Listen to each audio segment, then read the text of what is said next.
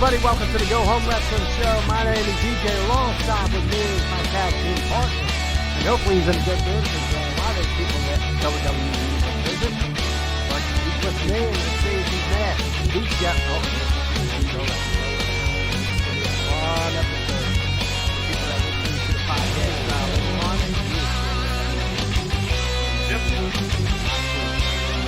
So, yeah, I did the Periscope video earlier. Explain to the people why we wrote on this.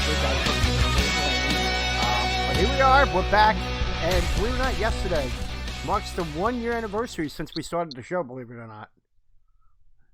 Oh, okay. 6-4? Yeah, 6-4 last year we started, and here we are. 6-5 1 year later, and yeah. It is what it is. But it's been fun. Oh, there you go. Sorry about that. All right. Well, I mean, we're coming off a great weekend in wrestling. The week before, since we couldn't do the show last week, we weren't able to discuss Double or Nothing. Last weekend, we had the follow-up. I mean, pretty much WWE's answers to Double or Nothing. Oh God, can I talk? With NXT Takeover, and here we are, Monday Night Raw, and let's see how the main roster responds to the two great shows that we had the previous 2 Saturdays. Are you psyched to talk about Monday Night Raw? Nope. Well, let's get ready. All right, ladies and gentlemen, let's go over real quick the format of the show. We do the top 5 of Raw, top 5 of SmackDown. We give our power rankings, and usually we do a bit at the end of the show. But today we're going to be giving our Super Showdown predictions, and I'm more excited to see the show than I was a week ago, that's for sure. Yes. And we'll get into that, of course, when we talk about SmackDown and Raw. So let's go with it right away. Here is number 5. Number 5. All right. How can we not start with the man? Oh. He's already starting. Number 5 is Mysterio relinquishes the U.S. title. I know, it was kind of like somewhat of a good promo, and I get all that. But the reason for it was obviously to give the title back to Joe. And a lot of people were going off on social media on how he wasn't pinned for the title. They had to do something, but obviously the injury that he received in that match, he obviously had to drop the title. Of course, Ray relinquished the title on Monday. Gave a speech about how he's going to teach his son. He's going to train his son.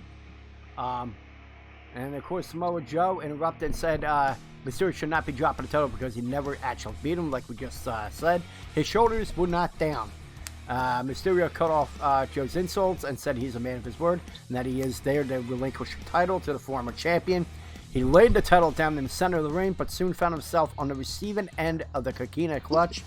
Of course, after he choked him out, got up, grabbed the title, raised it above his head on top of Rey Mysterio at the end of the segment. My question for you to start this off is, what did you think of the segment? And to follow up with that, where would you rank Joe as far as the best heels in wrestling today? Because you got to love what he did do in the segment. Well, Joe knocks everything he does out of the park. But for the love of God, can we put him in a position where, I don't know, at least the feud's meaningful? Because he keeps getting just sandbagged with this crap. Being that WWE themselves, whether it was in social media or on their own website, whatever, the fact that they never made an overabundant big deal about his shoulders not really being down, then he should have never relinquished the belt directly to Joe. I have never seen that before, to my knowledge, unless it was like a WWE official of some sort, like McMahon or somebody came out to the ring and said, so-and-so, you have to give it back to so-and-so. We've seen that before. But other than that, just a guy coming out and relinquishing it the way he did, I've never seen anything like that. I would argue this could have been very simple. Make Joe look strong again. You've been doing all these matches with Cesaro and Ricochet, which has been nice. Let's throw them two in there with Joe, maybe one other guy, and let's have a triple threat or a fatal four-way for the title. Just something other than what they did. And then my only other complaint is during this whole process, we had Dominic involved with this week after week after week. Now it comes to essentially what could be argued as the payoff moment of the feud, and Dominic's not out there, which I did not understand. Yes, he was acknowledged in that, I get that, but he's been out there. So what was the point of putting him out there every single week and not just backstage if at the payoff moment you weren't even going to have him out there? So that was weird. I would have liked to seen, or even if you could have had Cesaro and Ricochet fight, the winner faces Joe for the vacant title, that would have been all right too. Anything else I think would have been better, but as usual, Joe knocks it out of the park. Ray comes off looking like a soft-ass injury-prone bitch, which is basically what he's been for the last 5 to 10 years of his career, let's be honest. There's been flashes here and there, but otherwise this is normal Rey Mysterio in a nutshell. Yeah, I get what you're saying with that. But as far as going with the title history, they have given the title to another guy. Let's go with 1995 with Shawn Michaels and Dean Douglas. You got both 95 then. Come on. Well, that was one time. Another time was 1998, WrestleMania 14, when The Rock got the title back after Ken Shamrock refused to release the hold. Yes, he won, but the title went right back to The Rock. It didn't have to, but it did. And that created another match between the two later on down the road, but it was awesome. This wasn't just a guy relinquished. Give me an example of a guy relinquished him because of an injury, and then the guy becomes the automatic champ. Shawn Michaels, Dean Douglas. Dean Douglas is in the books as an IC champion. That's He did 24 one. years ago. I'm just saying. You asked, when did it happen? No, that happened. WWE rarely draws on anything that happened from 5 years ago, let alone something that long ago. Give me something of substance in the last 10 years even. That I do not know. That comes off the top of my head. But I understand what you're saying. They could have done something. They could have done the tournament. History discussions, you could find something back in the 50s, 60s, 70s, 80s, whatever, if you really try hard enough. Rarely in wrestling is everything happening for the first time ever. I get that. But this just doesn't feel like the norm. It just feels like Vince grasping at straws. He should have did something. And I know he's not a fan of tournaments. We all know that. But, I understand as far as that. They should have done something. Giving it back to Joe. They were trying to give Ray a last push several times. He keeps getting fucking hurt.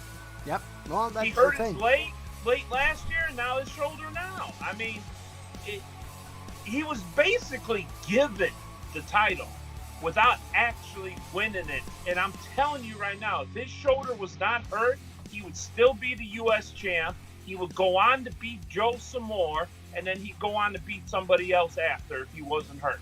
Guarantee it. So if that's not a push, I don't know what is. Okay. Well, someone in chat just said, I'm going to get your take on this. You got Ray, a great wrestler that in many ways shows why a little guy can be still a main eventer. Joe is already doing the same thing Yokozuna and Angle did. Zero audacity. That's what he said on there. I just don't get their audacity part. Yeah. Other than that, yeah. Yeah, hold on. I'm sorry. My voice hit me up. Oh, I told her exactly when I'm recording. And think that stops them? Nope. No. If anything, they do it more. Fearless says he's loving the beard pigtail. D-Shep is more sexier than ever right now, Buster Hartley says. Well, see, I fucked up. I'm going to try to show on the camera. Right about here, I had the stash, and that part was getting too long right here, so I tried to trim it, and I fucked it up and kind of cut it off right here. So that's why I shaved the top half, but I'm just going to let that grow back, and then it'll be looking flowing again. But since everybody was concerned. Well, there you go. Well, only the two people in chat are. Kind of fucked up, though, when we damn near get as many comments about my pigtail and my damn beard than we did to Ray and Joe saying. Okay, well then with Number that, let's go to four. number 4. Oh yeah, speaking of disrespected. Well, number 4 is, of course, the return of The Undertaker. And people could be arguing why is The Undertaker's return so high back in the list at number 4. There were a few more things that were better than this. But overall, I did like the promo. He basically just came out and said that he wanted the killer Goldberg and not the family man Goldberg. It was simple, straight to the point. And he got the great entrance, he got the few good lines, and then he was on his way. Great way to end the show. That's compared to if you're not going to do a match, you got to go with this. I mean, he is in that legendary status that he can get away with that. Okay, well, that's my take. I have a couple questions to go with that. What did you think of the promo? And I have a follow-up, so you got the rundown, so I got to follow up to after that. Just on the segment alone, what did you think of it? The segment alone was fantastic. The line at the end, which shouldn't have been the end, but when he said, Goldberg, you're next, that was lit. I didn't see that line coming. That was hella lit. I get maybe you can make that argument. That's why they ended the show the way they did. But then you can't sit there and post it on Twitter like an hour later, the last 20 seconds of it where he goes rest in peace. I have never, and that I can think of, and you really got to probably look back in the way back machine for this, where an Undertaker promo has ever got caught off before rest in peace. I don't recall that. Never, because they were able to run past 11 o'clock up to about 4 or 5 months ago when US said no more running over time. Done at 11 o'clock, and that's it. The funny part about all that is occasionally it still shows up in the guide, though, that they got extra time. Yeah. And the only reason they did that in the first place is because WWE is taking SmackDown to Fox. That's the only... Their butt hurt. And that's fine. They thought they were going to, keep that shit, and that it backfired. So now they're butt hurt. But you got to know that ahead of time. In a long-term professional like Taker, he's got to know, hey, man, you got 5 minutes. You got to say all your shit in 5 minutes. So, yeah, everything with Taker, unfortunately, is always a little slow-paced, and we get why. That's his shtick. But he was more talkative, which was a plus.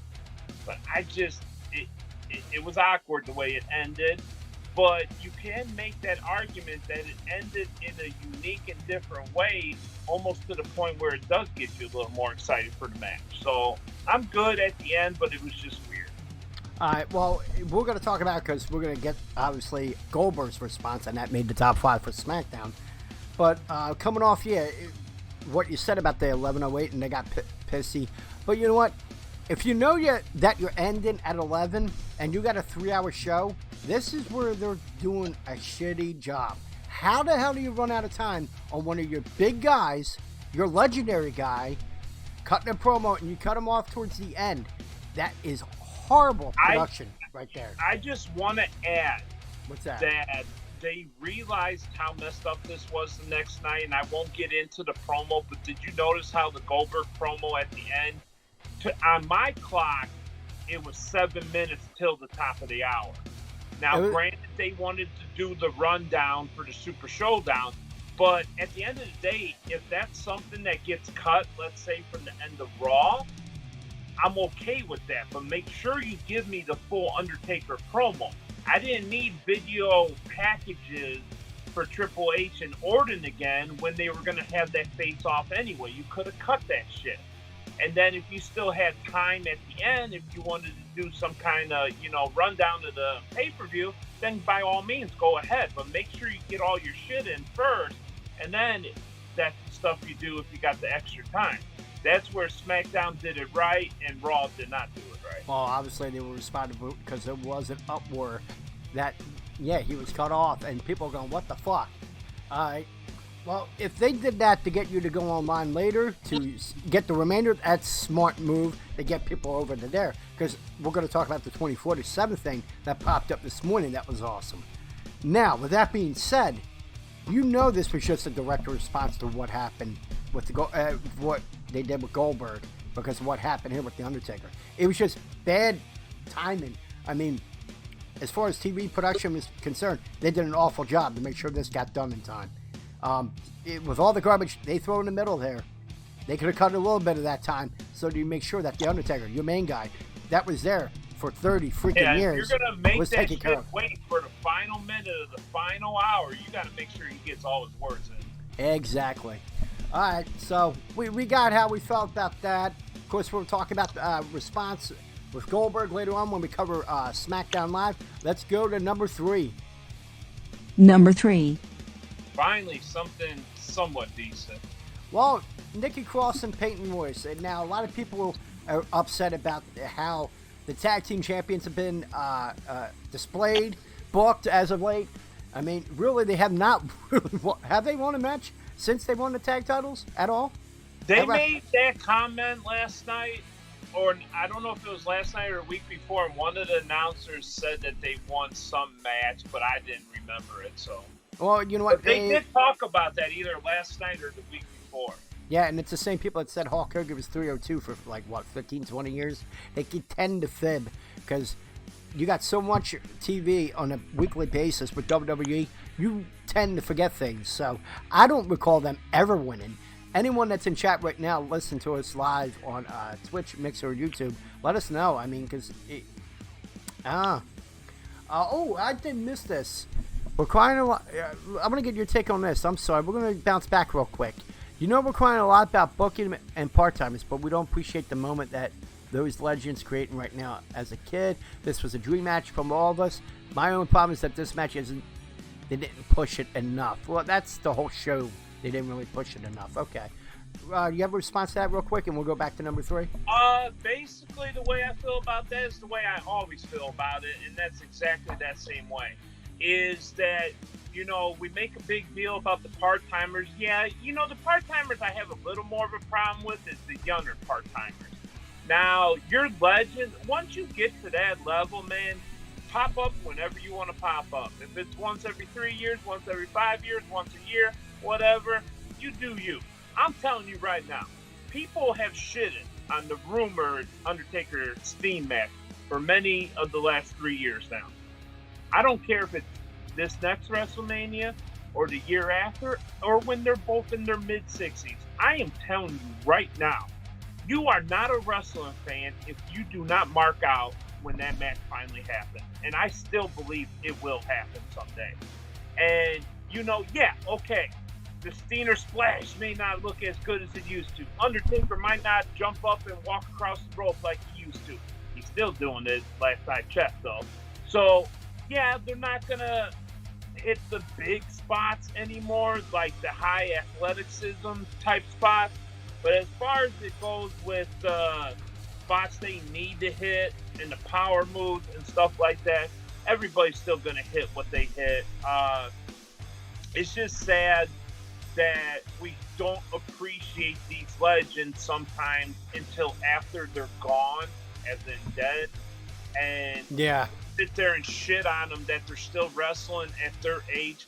But I'm telling you right now, there is going to be 0 people that watch this show on Friday that's going to get up and go take a fucking piss break during Taker and Goldberg. I'm telling you that right now for a fact, and I don't care if it's 5 years from now and it's Taker and Steen in their mid-60s. Telling you right now, no one's going to take a piss during that match either. We need to appreciate our fucking legends when they're still here. All right. I just wanted to get your reaction to that, and I agree with you. We'll talk further because, you know, obviously we're going to be talking about the Goldberg, and I had that question to follow up on that, and we'll get to that when we cover SmackDown. So let's go back to the Nikki Cross and Peyton match. I mean, it was a really good match all around, and you've seen that Nikki Cross is really starting to show what she could do. And it was evident in that match. It was a great encounter between them two. The thing that really stood out was, of course, the pairing of Bliss and Cross in this segment. You said it was very reminiscent of Mickie James and Trish Stratus back in 2004 and 5. I loved how at the end where Bliss snapped out when the tag team champions, when Peyton kicked the coffee out of her hands and Billy shoved her down on the spilled coffee. She lost her shit and went off on them. But of course, the biggest thing of all is Nikki Cross gets another victory. I mean, I'm telling you. Nikki What do you? Cross, red hot, man. Yeah, I mean, we said that how, and yeah, Nikki Cross is red hot, but I mean, the goddess, there's nothing she could do that is wrong. Her reaction to when she got the coffee kicked out of her hand, to her getting thrown down, her snapping, going in the ring, going apeshit on them, that whole part right there, even after the good match between Nikki Cross and Peyton, that was the topper right there. And man, you said last time we talked that she could make a cup of coffee irrelevant. She just fucking did it again. Your thoughts? The only part where she did slip up, however, though, and it was caught on the camera, is that the big puddle of coffee she didn't land on when she fell. Yeah. And they showed her scoop into the pile of coffee, which was kind of weird. But this whole, what they call it, heckle and jive? Or is that it? Heckle and jive? Where she's like, 1 minute she's one thing and the next minute she's another thing. She can flip that switch so flawlessly. She did it on SmackDown. I know we'll talk about it there. Yeah. And unfortunately, I think that's a panic move, which we'll dive into more, just that there wasn't a credible enough opponent not named Charlotte. So that's why that happened. So I think it kind of delays, at least for the time being, that this whole Cross and her eventually getting the tag titles, which I still believe is the route they're going. I think he's clear-cut going to beat Nikki, and I'll dive in more on that later. I think it's just a filler thing. And for that role, she unfortunately has to play the heel. But you can tell with all these mannerisms she's been doing on Raw, if you really focus in on it, it's really Jekyll and Hyde like. Like, yep. one minute and then she clicks it on just like that, like she did with the, I shouldn't say that's more SmackDown related, but the way she's able to flawlessly do that, and this whole coffee angle to her character, I fucking love it. It's different. It's hilarious that it doesn't matter who she's talking to or interacting with, the coffee's the top priority. That shit's funny. Hold on. Intern my coffee right now. Bring it right now. Hold on. Nah. Make sure it comes in the right cup, too. Yes, make sure. Absolutely. Yeah, I get what you're saying. And, of course, we'll talk about the other things. I would counter to what you were saying, but we'll wait till we cover it on SmackDown.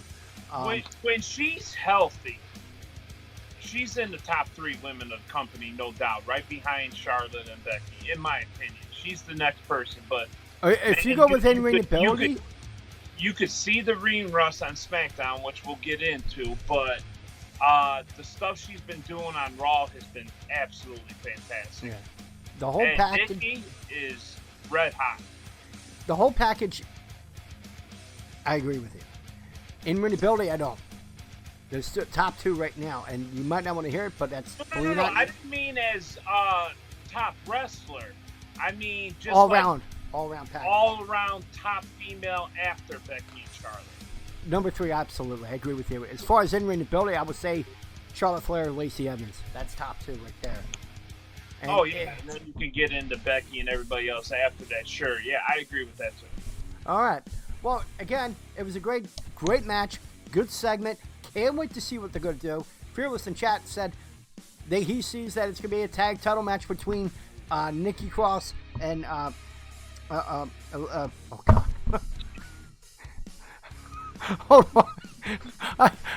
The reason I'm looking right now, I have my kid on Skype, and I just happened to look down, and she scared the fuck out of me. Look, you can see her right now. I'm sorry.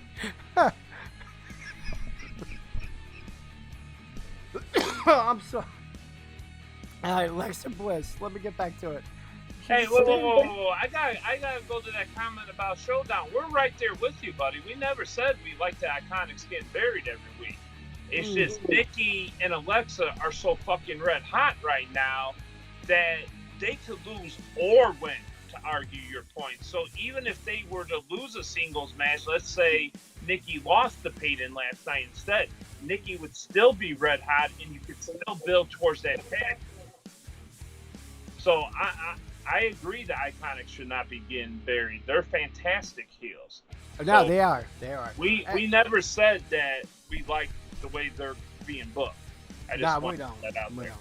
Yeah, and that was a question, but I think we kind of hinted at it that we're in the past that we're not a fan of it, and we kind of delved into I'm it. just not a fan of them per se, but they should not be getting buried the way they are. But to give them a little bone, at least they're on TV. Raw and Smack Team. Smack Team. Now you got me fucked up. Raw and SmackDown tag title teams, they're not even on the shows. So at least the Iconics are on television. So let's maybe go with that a little too. Yeah, that is one thing. At least they're on TV right now. Yeah. You know what? I honestly have to think about it. I tried to this morning for like 5 minutes. I couldn't even remember off the top of my head. That's how pathetic it's getting. I don't even remember who the SmackDown champs are. Tag champs? Yeah. Oh shit! I just fucking blanked. Wow. We know Riders and Hawkins, on Raw because they're on, doing their show every week. Oh my they're God. on Twitter all the time. But who's SmackDown? No, I'm brain farting right now. I brain farted for like 5 minutes today, and I said, "Fuck it." Oh God, I don't even remember. I know Usos thought they were going to get a shot on that one kickoff show, but I still. Daniel Bryan, duh. Oh yeah. Oh my God. Yeah, this isn't good for a podcast. Yeah, we know it all, but we don't know who the SmackDown Live chat. Well, obviously because they kept them on TV since they won it. They haven't been on TV a lot. I think the last appearance was that kickoff show, right? I think so. Did he get that rematch before the kickoff show? I don't know what's going on with that, but yeah, That's insane. So before we think the Iconics are getting buried too bad, at least they're on TV. Mm-hmm. Especially, the Raw and SmackDown Tag Team Champions have yet to be on television in the last few weeks. All right, let's go on. We'll, of course, discuss a little bit more of Alexa Bliss later on in the show when we delve into SmackDown Live. So without further ado, let's go to number 2. Number 2. What are you doing? And that is, of course, the 6-man tag that happened early in the show. This match was a result of the attack that happened on Roman Reigns. I wasn't sure if that's what you were saying. Keep going. Yeah, that's okay. It was an entertaining 6-man tag match, I thought. And, of course, you always get that. The match starts after a little counter. And then management says that they're going to be, there's a 6-man tag and blah, blah, blah. But you know what? You got the great workers of the Usos. You got the great workers of the Revival. Drew McIntyre, Roman Reigns. Great combination of wrestlers, and they put on a pretty good match. Of course, at the end, because of the distraction of Shane McMahon, it resulted later on a Claymore kick on a Jey Uso from Drew McIntyre, getting the victory. My first question for you, what did you think of the match? And to piggyback off that, what are your thoughts on the involvement of the Revival? Because we know we felt about this women's tag team champions. We know how we felt in the past about how they've been booking the Revival. How do you feel them being in this role? I'm happy because anything attached to Roman Reigns is going to give you instant credibility. So from that aspect, I love it. Not to mention that, they're probably arguably one of the top 2 tag teams in the company, regardless of titles or no titles. So it makes sense.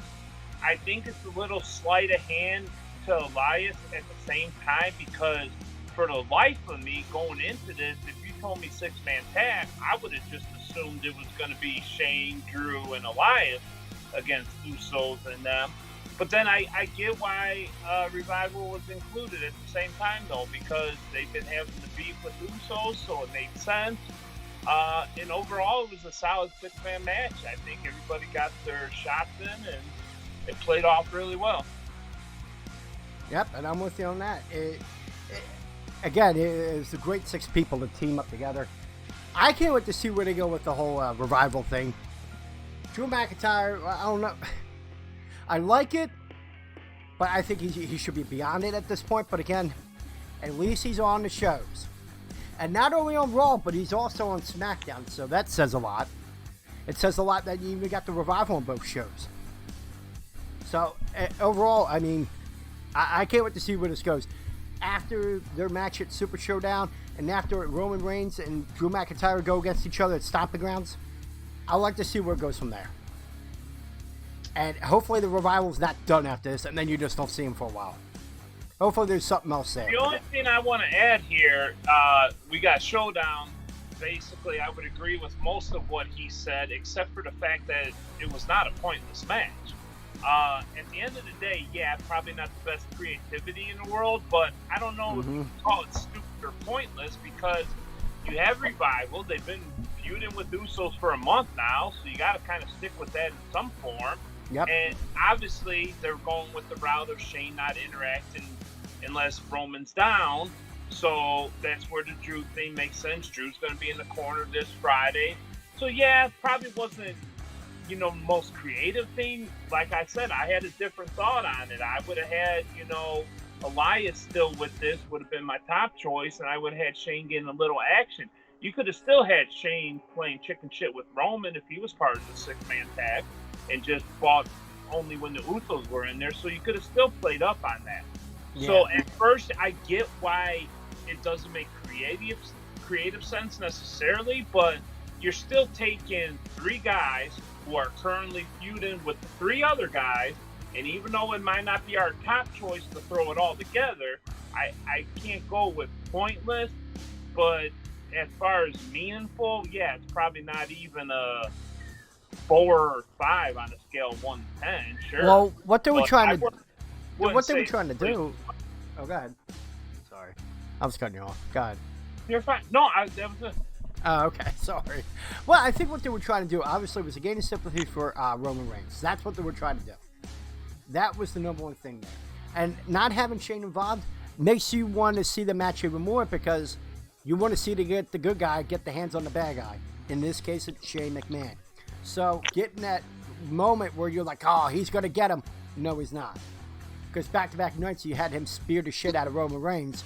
Now you want to see the ultimate payoff where you finally get his hands on him at Super Showdown. So they got the sympathy in for afterwards going. Yeah. That was funny.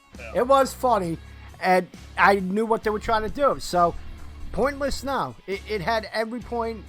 Creatively, yeah, there probably have been other ways I could have went about it if I had the pencil, but they did what they had to do. Get the sympathy. People are still cheering for Roman. You're still hearing a little bit of the boos, but it's not where it was a year ago where you heard mostly boos. So at least they're doing something for Roman right now.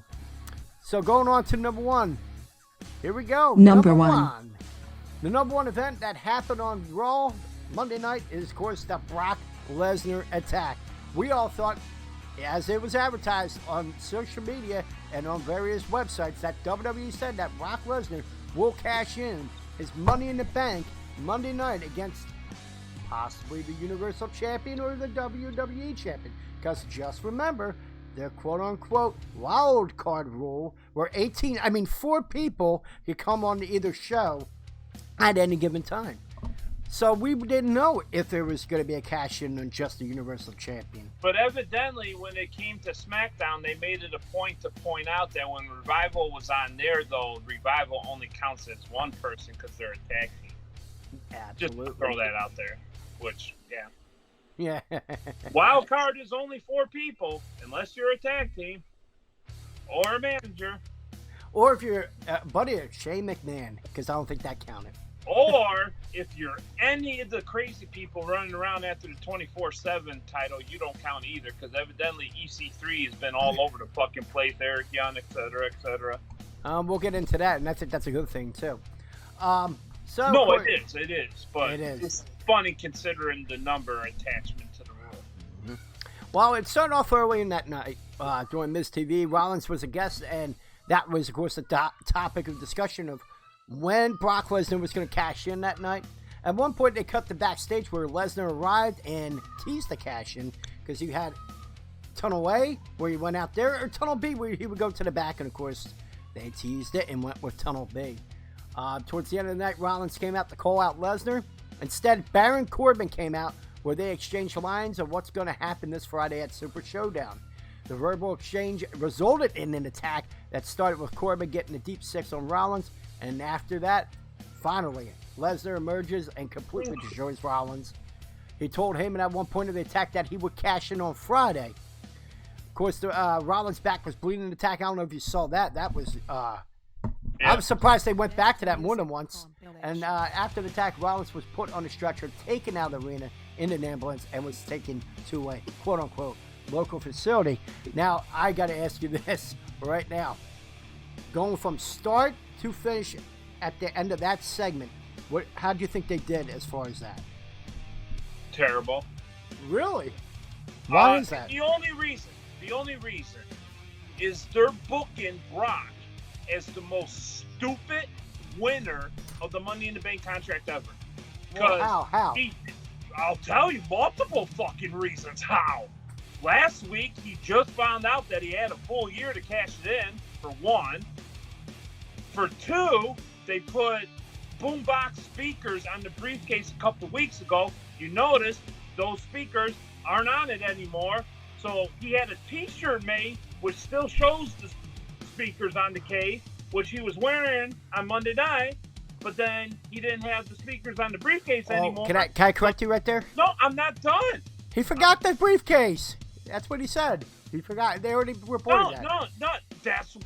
That plays along to being stupid, does it not? You have the Money in the Bank contract, and you forget the case, so they have to print you up a new contract to put in a random case because you're too stupid to take the case with you. Like, really? And then, the top of all things, regardless of whether they said he was going to cash in, for one, nobody ever, besides John Cena, really announces ahead of time. You had WWE announcing, you had Heyman putting out shit, you even had Brock saying shit. I'm gonna cash it in. I knew for a fact that cash in was never gonna fucking happen last night. We all knew it. Like, retard for another reason right there. So that's 3 so far. And then number 4 for me is you do that amazing beatdown and then you go, get Friday. Because if I do it over in Zimbabwe, that'll be so much more meaningful. And you know damn well and good that most of us are predicting now he's going to cash in on Kofi, not Seth, ironically, and this kind of teased that up. But as 4 legitimate reasons why I think he's the most stupid Money in the Bank contract holder ever. Now, is he one of the most intimidating? Absolutely. Is this something different than we normally see from Money in the Bank case holder? Absolutely. But the way they're booking him as being intimidating and dumb at the same time, I don't understand.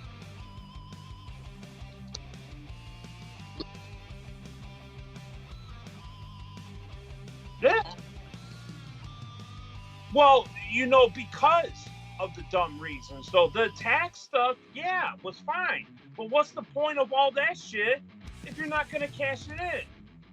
And then you look like a fucking retard coming out with the t-shirt with the boombox speakers, but you don't have the boombox case.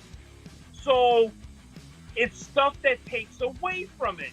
If you focus just on the physicality of what Monday night was, 10 out of 10, no fucking doubt in my mind. But each little thing, granted they're little things, it brings it down a notch for me.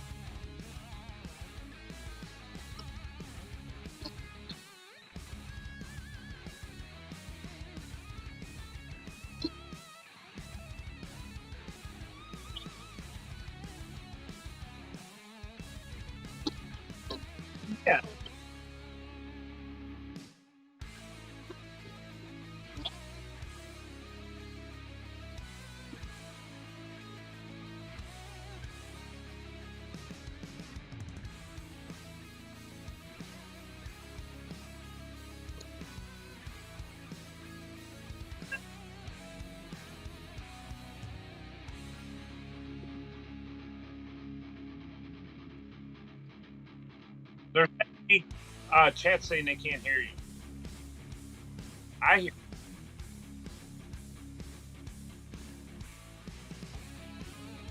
Now I don't hear you. Yeah, I always heard you before, though. All right, can you hear me now? Where was it? Where were we at? What was the last? Still, so. Yeah, what was the last thing that you heard? I knocked it out. I realized I knocked it out. I don't know how long I had it knocked out, though. What was the last thing? I'll go back to my point real quick. As far as the whole thing with Brock Lesnar, as marketing to gather ratings, I absolutely agree. Smart move. And if you didn't hear this part, my point was, if you think he's going to cash on TV, it ain't going to fucking happen. His last match in 2002 on Raw was against Tommy Dreamer. I forgot who it was in 2004 when he was on SmackDown. He is not going to wrestle on TV. He has yet to do it since being back since 2012. I get what they're trying to do, and I'm with you. They are going to cash in on Kofi. I felt that way the whole time. The moment he won it, I was instantly thinking the Fox deal when SmackDown goes over to Fox. You're going to want a guy like that representing the brand on that channel. So, whether it's now... You want to hear my main reason why, though? Go ahead. Is because Ronda Rousey got hurt. Because Ronda Rousey was going to be the big ticket name for Fox and SmackDown. So, instead of Ronda Rousey, they're getting Brock.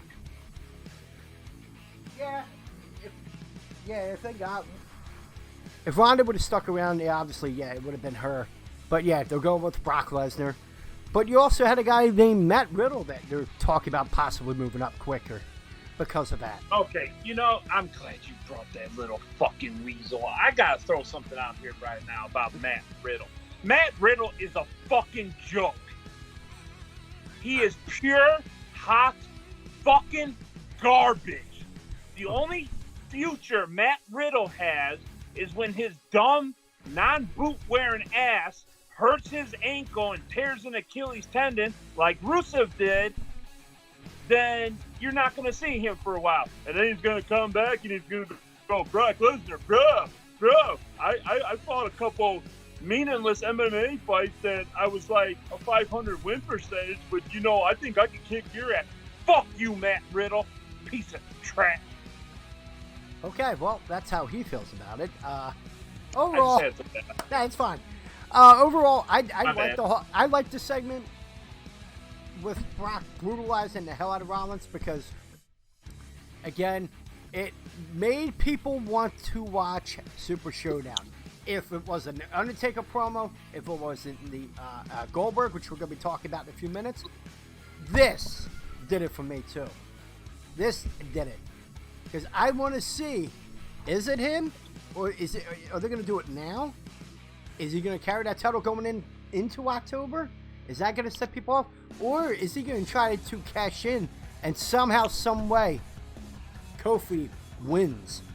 What would that would be hilarious. I was going to say, imagine this. I thought they were going originally, though, being that they were always before this week's shows. I thought they were going to find a way to beat down Seth and Kofi in the ring at the same time. Brock cashes in and pins them one hand on each.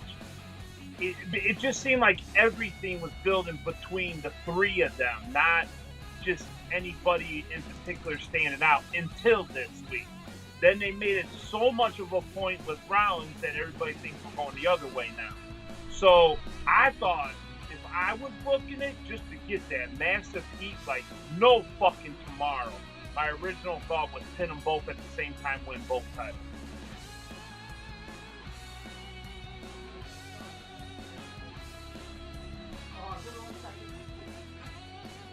I did correct something. Yeah, I'm back. I heard you the whole time. Pinning both of them, that would, what kind of, oh my god. But that would be nuclear fucking war if they would have done something like that. Now, what if, okay, which was after the very first promo of Kofi and Seth as champs, right? Mm-hmm. It made you feel like we were going to have another champ versus champ situation, didn't it, at first? Yeah. So if they had built to that for a pay-per-view to have that match, and then you have Brock cash it in said match, and let's say Seth had Kofi just freshly curb stomped, and then fucking Brock comes in there, suplexes Seth a few times, F5's Kofi again, F5 Seth, then bam, boom. Oh my God, the roof would exploded. Yeah, and it's not better than 2 fucking missing world titles. I get your point. And I'm not even saying unifying the titles either. I would have did. It would have been Brock 2 belts. You really want to see Brocky 2 belts. You said that before. All right, leave it alone with the Brocky 2 belts. I don't want to see 2 missing titles, all right? We were already missing the Universal title. Can you imagine Brock coming out to the ring with the belt on each side of his head? Like fucking headphones. Like headphones. He would do like old school headphones. Exactly what he would do. Oh my God. Ooh, I wonder what song he was really listening to in his head. I don't know what it is, man. I think it's a SpongeBob SquarePants theme song. That's my opinion. Okay? Ever since Brock has returned this time around, I've been more into it. But you know what? It's that entertainment side that we saw before when he had that feud with Eddie Guerrero. Remember when he came out with the sombrero and freaking mariachi band? He came out with the mariachi band. And he had one of them shirts, the hay beanies. I forget what those are called too. He had the whole get-up. Yeah. Yeah. Maracas. I like that. All right, so here we go. Number 5. We're done with Monday Night Raw. Yep. Let's go on to SmackDown. Number 5. Number 5. Of course, is your Ziggler Kofi promo. Kingston opened the show with Woods to show off a video of his trip to Ghana, his hometown, celebrating his ability to go home and represent his country as WWE Champion. Ziggler interrupted with a video package of his own career accomplishments. The show-off stated that he never got anything back for his work. The WWE Champion showed respect to his one of his great rivals, but he also called Ziggler out for always walking out when he didn't get his way. And then the Hill's final rebuttal was a promise that after Friday he would be champion. Of course, we're going to talk about the match that happened afterwards next, but let's cover this first. First, what are your thoughts on Ziggler's work with such short notice? I mean, obviously, this was not their initial plan. It was going to be Daniel Bryan. And to follow up with that, how did you feel about the video package of Kofi's Ghana trip? Go ahead. The Ghana trip stuff I could have lived without because they had that shit plastered all over social media all week. So I already seen all that shit. But it was nice. I mean, good for him. Good for him. Ziggler, my God, dude. You want to talk about the woulda, shoulda, coulda. We talked about best heel in the company earlier with Joe a little bit.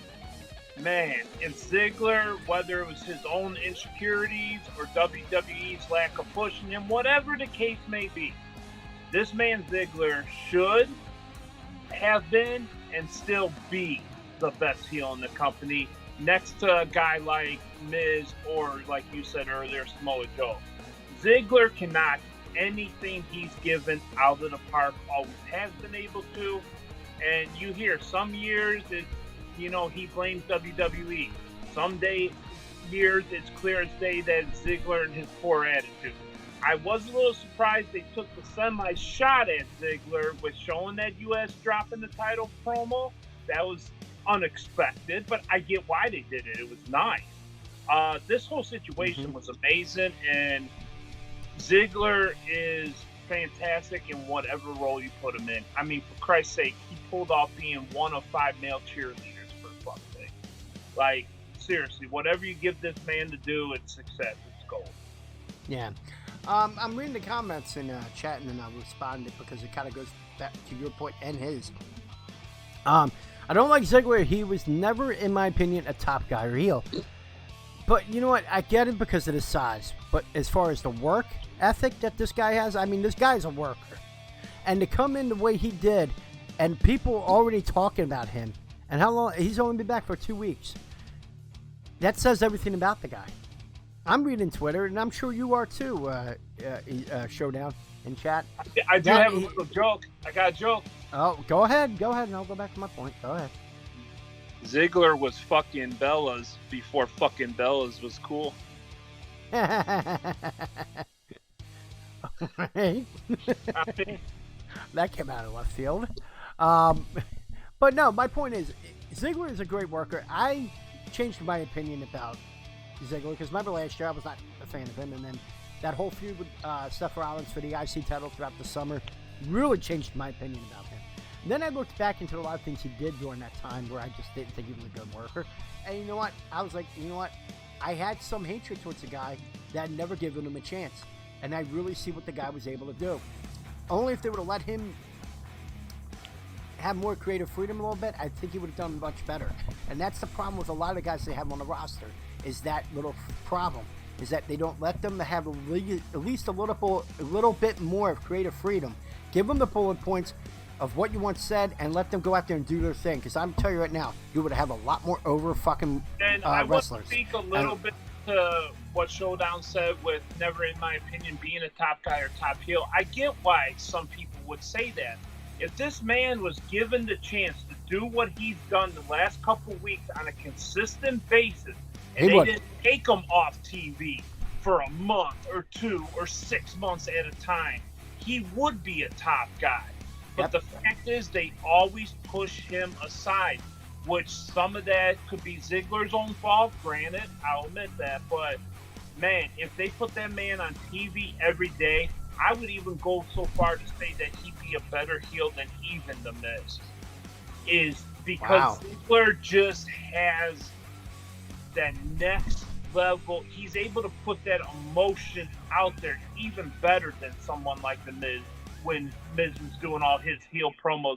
Because Miz's heel promos were all the I'm better than you, cocky dude attitude, which Ziggler is too, but Ziggler adds that emotion, which a lot of guys aren't able to add it to the point where it feels genuine. With Ziggler, it feels genuine every time he adds it. Other guys, it feels like it's forced sometimes, and that's, to me, what makes a true top guy. And you talk about real emotion. You can tell there's some of those actual words when he's speaking. You tend to feel like there's a lot of realness to it because, would you go as far as to say these last couple weeks, and if he pulls off this match really good, it's earned him a pretty big fucking contract? Honestly, he got a handshake contract where he's getting paid a lot of money, not to go somewhere else. Thing now. Yeah. And maybe in part because they were like, okay, we want to try this with you. Here's our big offer. He goes, I'll do that thing, but we're going to go back to negotiating after that big thing you want me to do. I'm going to knock that shit out of the park, and you're going to up that offer. I wouldn't put that out of the realm of possibility. Yeah, and honestly, I would like to see him succeed in this. To be honest, they need more top heels on SmackDown too. So yeah, I'm good with it. Yeah, I'm good with it too. For whatever reason, we just don't showcase guys like Andrade or even Randy Orton or Rusev or Nakamura. So if you're not going to show all these other heels that you got, you're going to need another guy like Ziggler to step up. Yeah, and like I said, go back to his promo. His initial one is that he was like on the verge of crying. And that should have been me. He did this, but that should have been me. Like breaking out, like he was close to really bawling his eyes out. Is that kind of emotion that he could bring out people that you're like, oh, you feel for the guy, but then you realize, no, you're a dick. No, I'm not supposed to sympathize with you. Fuck you. Absolutely. And, you know, Showdown wants to explain how Ziggler deserves a shot over a guy like Elias. The problem was they were booking Elias so weak. He was the guy taking the pinfall week after week after week.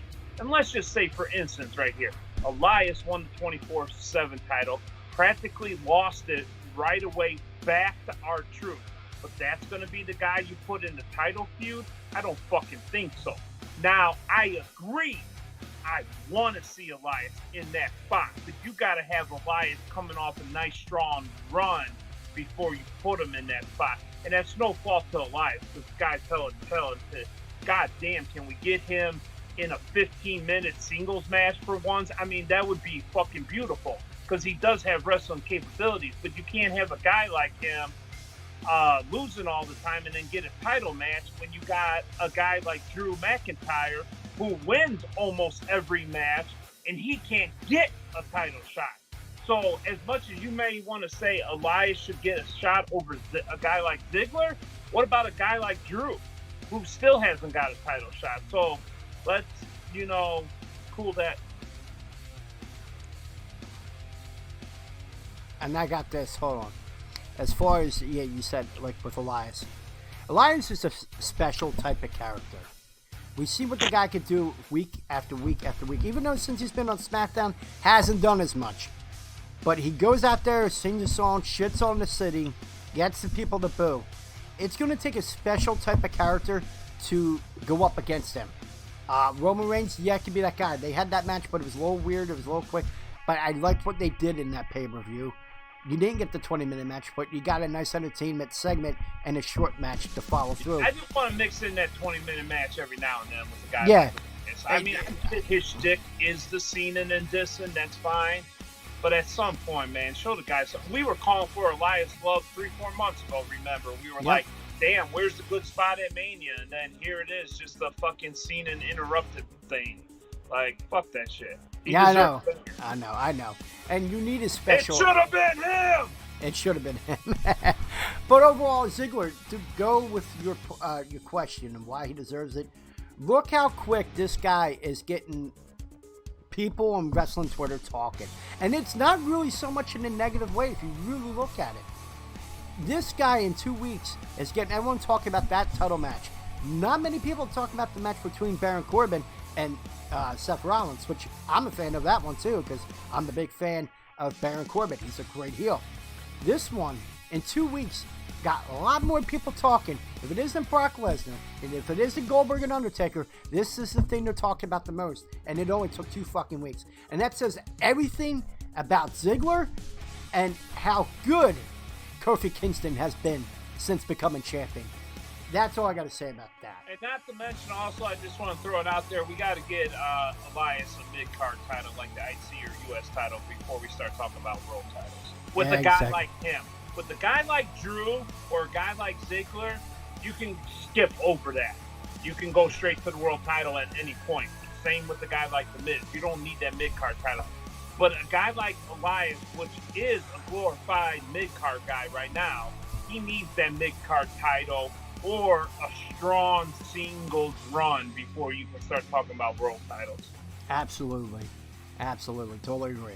All right, let's go. We went long enough with number 5. Let's go to number 4. Number 4. And of course, number 4 is a New Day going up against Kevin Owens and Sami Zayn.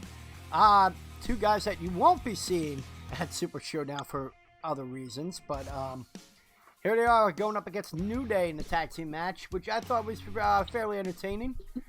For most of the match, Woods was isolated in the corner away from Kofi Kingston.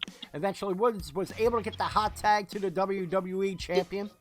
The champ capped off the match with a Trouble in Paradise to Sami Zayn for the victory.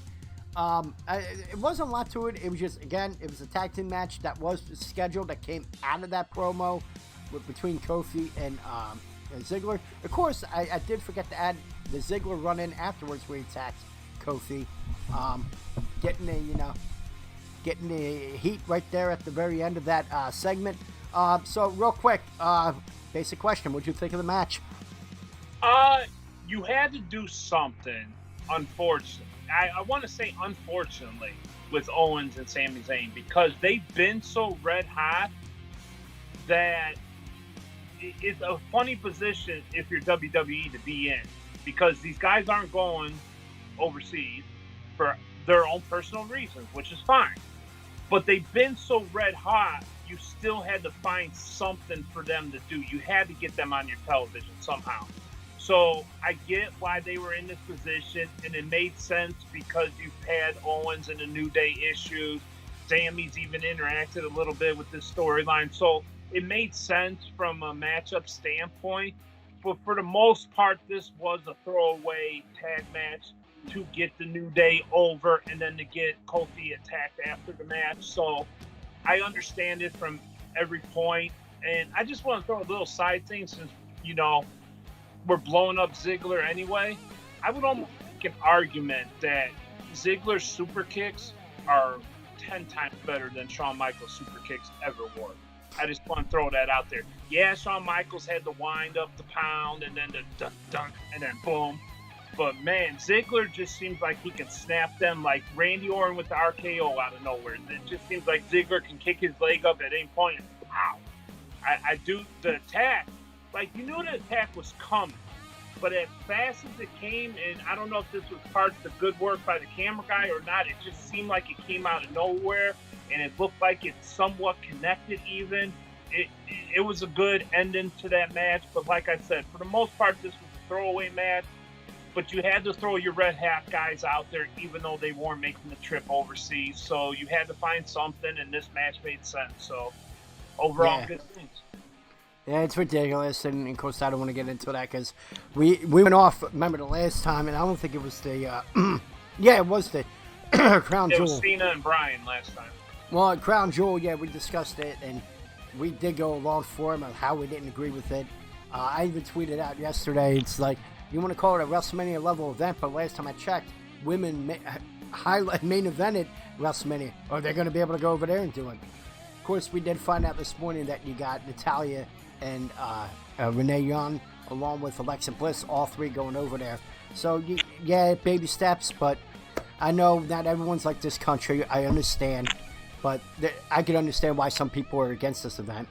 I'm going to be watching surely for the fact of what we discussed, and we're going to go and discuss further. I do want to make a point to that, though. I agree with everything you said. I didn't like it when Cena and Bryan did it, and I don't like it that Owens and Sammy are. But I get it. It's their own personal reasons why they don't want to.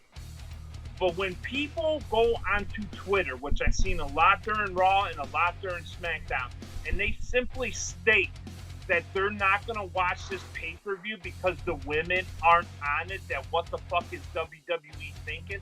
This is not what WWE is thinking. This is the country's rules. They paid a lot of money to WWE, so of course WWE is going to abide by their rules as far as the women's concerned. It is what it is. We in America, we live in a different age now where things aren't perfectly accepted, but they're more accepted these days than they ever had been in the past. So some other countries with technology, with government, with laws, they're a little behind us when it comes to some of that. And that's no fault of their own. That's their country. That's what they do. But if you're telling me right now you are not watching this pay-per-view on Friday because Becky isn't defending her title against Lacey, for example, then you're just a fucking moron, because it's going to be a great fucking show. If you want to make us think that they shouldn't go back again after this and they should break that contract with, because of the women thing, that's a different conversation, and that's fine. We can have that conversation all day long. But to sit there and say you're not going to watch Goldberg and Undertaker go at it, or Seth and Corbin go at it, or Kofi and Ziggler because there's no women's title match, come on now, let's be real. Now I'm with you on that. And again, I'm not going to be able to catch it live. I wish I can. Unfortunately, this is going to be the first event I'm going to have to watch later in the day, because the other two times I was able to watch it because I would be off on Fridays. But it is what it is, and I can't wait to see it. And again, we'll talk about why. But overall, yeah, it is your... okay. Sorry. Again, my wife texting, but she don't know when to, not text me. But overall, I mean, we can't expect the whole world to be the same way. And this one mind, one clear thought across the globe, yeah, good luck with that. That's all I got to say with that. All right, let's go back. All I got to say is some Americans Americans, I'm not going to get into a whole political thing because I definitely don't want to go down that road. But some of us Americans, when the foreigners come in, they try to make the foreigners go with our laws, right? It's the human instinct aspect of things. Like, okay, you come to this country, speak the fucking language then. I get that. But then we can't, as Americans, then go to that same country, except now we're the ones on the foreign soil, and we're telling the foreign people to act like Americans. Like, I get why some Americans tell the foreign people to act a certain way when they come to our country, because it is our country at the end of the day. But us as Americans can't go over to a country like Saudi Arabia that has these specific laws and then demand them to change it because we are Americans and we're the superior country.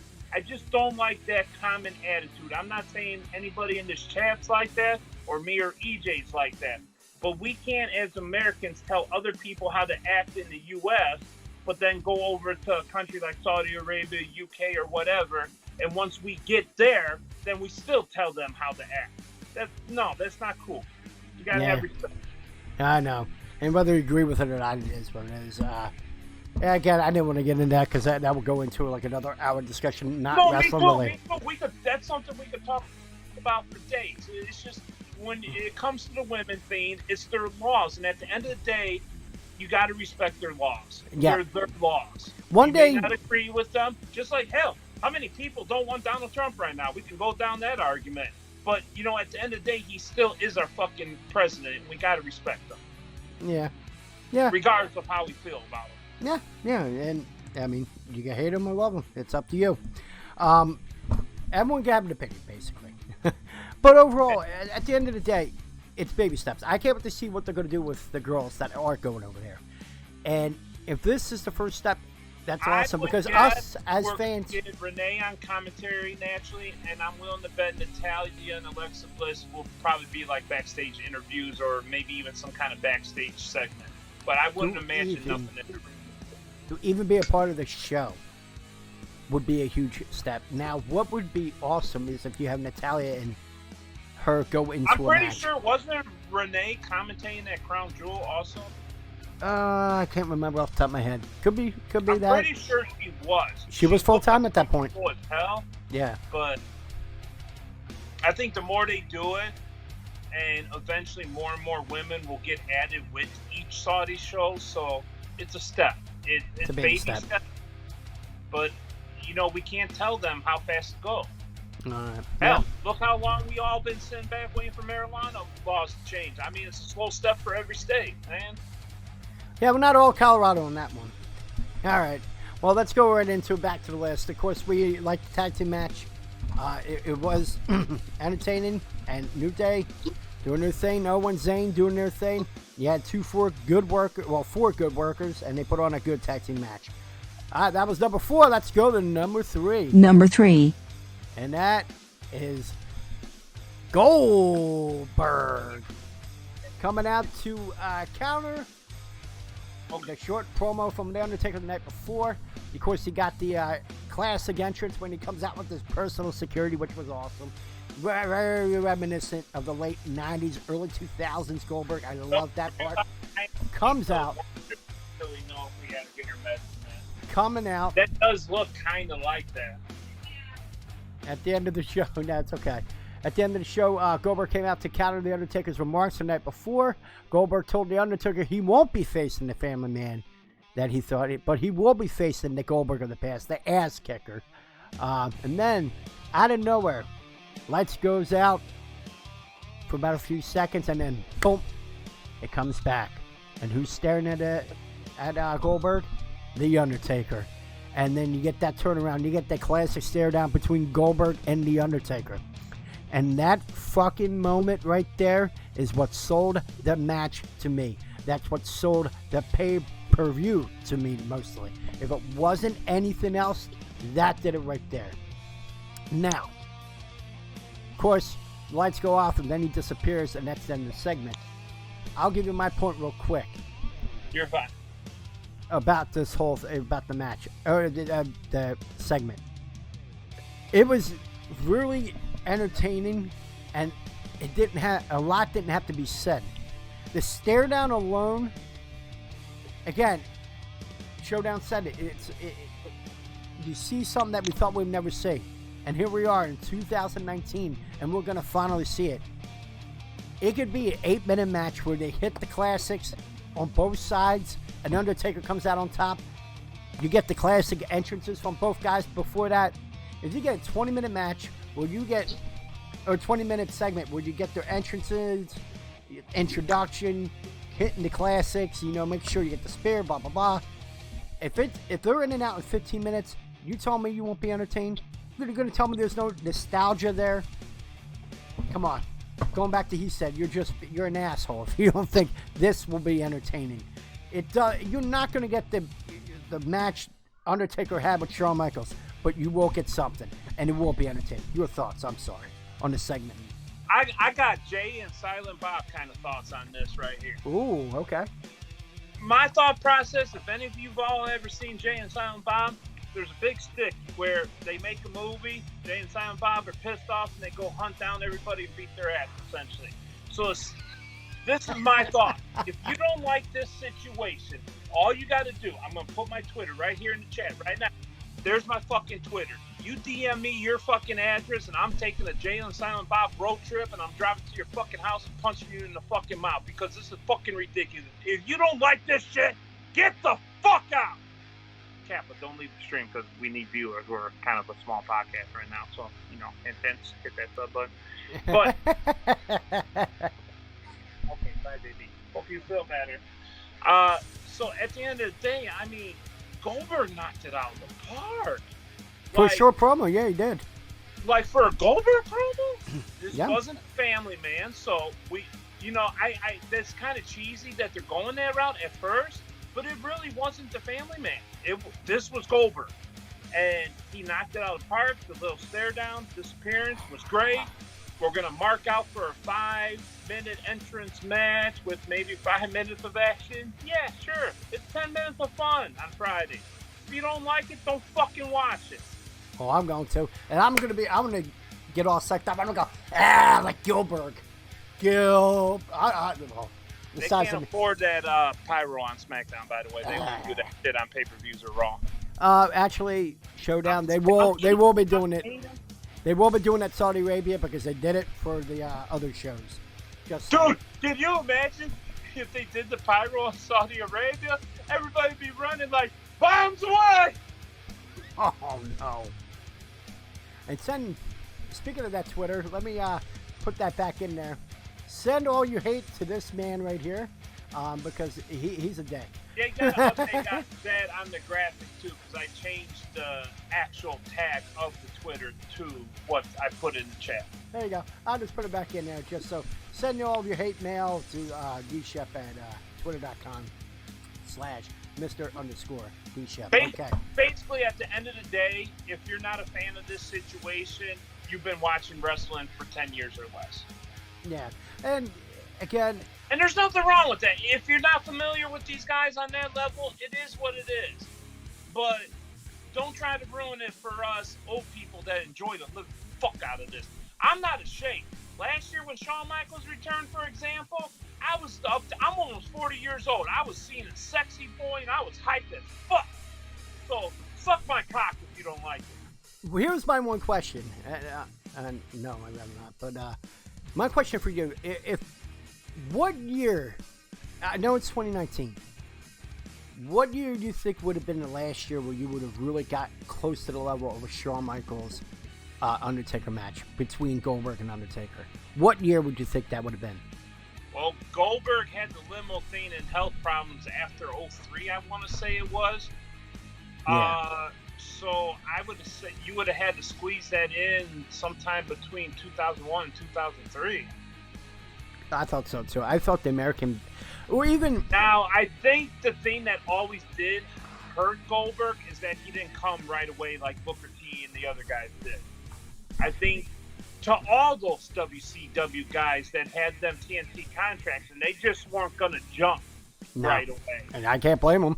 it hurt every one of them. To the point that when they tried the NWO, nobody wanted that shit. We wanted Hulk Hogan. We wanted heel Hall and Nash, for example. Other guys that came after that, like, I don't know, another guy like Lance Storm.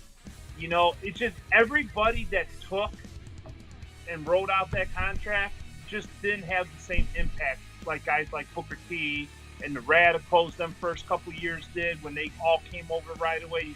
Yep. So it did hurt them. And obviously the one that was most victim of at all was Steen. But Goldberg never did himself any favors. His whole run was effed up to begin with. And yes, at the end of the day, we would have all loved to see Goldberg Undertaker years ago. Goldberg Shawn years ago. Fucking Goldberg Steen in WWE. Undertaker Steen WWE. Oh, you forget about the one. The Battle of the Bald-Headed Bastards. Goldberg and Austin. That was the big one that everyone wanted to see. Well, that one was actually going to happen, but Austin got hurt, and then shortly after that is when Goldberg had the limo situation. He got hurt too. But that one was the closest of all of them to actually happen. Yeah, and they even said, right, Showdown said, such a big moment in wrestling, like they teased it in the Rumble. I remember that little stare down they had. And yeah, you said that you thought you would never see it, and here we are. You're going to see it. And good for them. I still think we're going to get that Stone now Cold I'm not hearing match someday, too. I really do.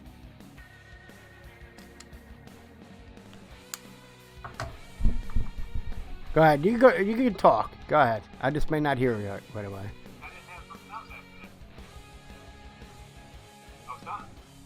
Oh, okay. Well, give me 1 second. I don't know why I'm not hearing. And I don't want to go over twice, because then that would be bad. Right. Sorry. My ship was... It died on me. It's another day life for me. Yes, I cut you off like raw. I don't know if you can hear that. Damn it. I'm trying to get it in 1 second. I'm trying to remedy the problem. Fucking kidding me.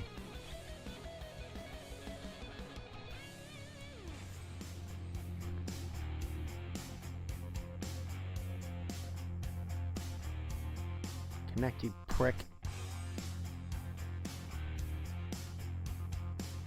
Can you say something now, you prick? Yes, switch out here there. You there? Oh, come on. It was just working. Yeah, thank you. I'm sorry. I hate. Now can you? Now try. Hello. Come on. You gotta be fucking kidding me. I can't go one episode. I'm about to say you're doing it. You can do it. I'm gonna have you do it all now. No. I'm gonna get your computer. I'm sorry. Yeah, no, they're good. I'm gonna have to edit the shit out of this thing. It was good. Now I gotta edit the fucking shit out of it. You there? I don't know why I'm not hearing anything.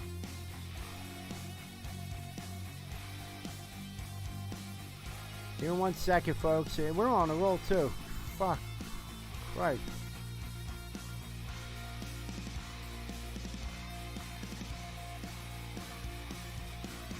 I don't know why I'm not hearing it. Everything's set.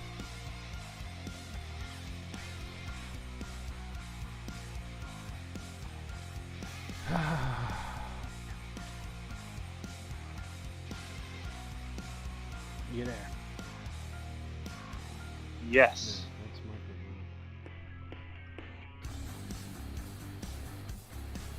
Hello. It's me. Hello. There you go. Oh my god. I don't know why it fucking does that to me.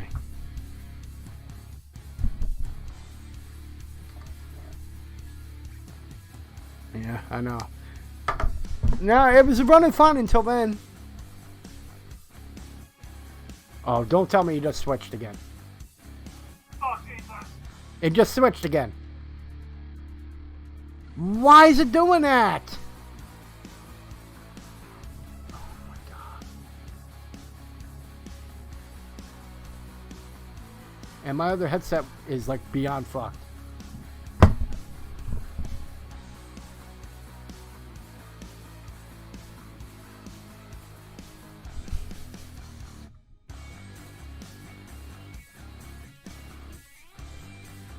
About to smash this fucking thing. Yeah, see, I'm hearing that.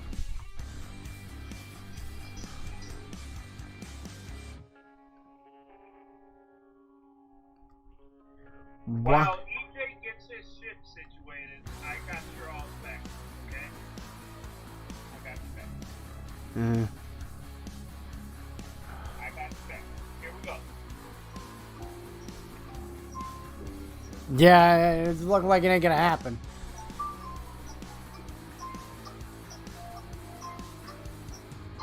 You're triggering me more, you bastard. I'm about to launch it.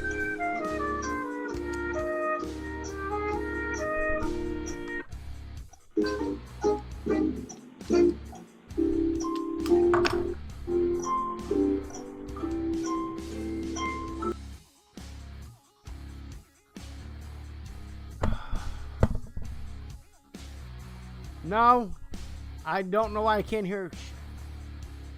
If all of a sudden, folks, if this turns off, it's because I launched this fucking thing across the room.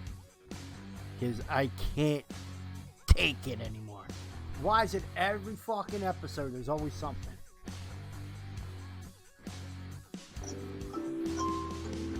And he's still baiting me. There we go. There you go. I'm back. Finally, yes.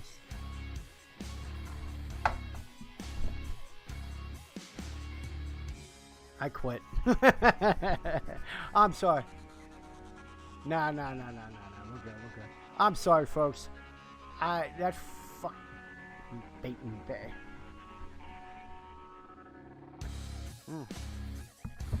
Okay, finally did something good. Alright, number 3, of course, we were done with that. Sorry, we'll have to edit this shit out. Yeah. Alright, so anything you want to add before we go to number 2? Because, you know. Number 1. Whoa. Oh, come on. Oh, okay. Here we go. I don't know why. I'm good. Number 2. There you go. Number 2, the 24/7 title Lumberjack match. We said that is the most entertaining thing they got going on so far, and we were wondering when they were saying they were going to introduce the title, what kind of title was it going to be? I said they should have did a TV title style so you get the mid-card talent that haven't been used, like they had. That's been going on for the last how many years? This was an opportunity to get those guys some TV time and get them over in any way they can, and you somehow, some way, build them into a main event type guy. Of course, R-Truth got a call from Shane McMahon on Carmella's phone early in the night of the show. He was informed that he would be defending his 24/7 championship against Elias in a Lumberjack match. Of course, when he got down to the ring, it was Elias, and that match didn't even last long because he got the quick high knee, and right away the Drifter captured his second 24/7 title. Of course, that didn't go without the Lumberjacks getting on the apron and all starting to attack him. He managed to escape, and then out of nowhere went under the ring, and so did R-Truth. And then R-Truth came out with the title. He managed to get the 3 count on him, and he retained the title. Or not retained, he regained the title. fleeing away from everyone, and that was it. But then you saw this morning on social media, this was a brilliant part by the WWE when they had them show what happened underneath the ring, because you're wondering, how the fuck did he get that pinfall? Well, you saw it because you slammed. Music compilation. No, it was beautiful. Yep, and it was a beautiful job. Yep, and of course, you got the new 24/7 champion again for his 4th reign, R-Truth. So.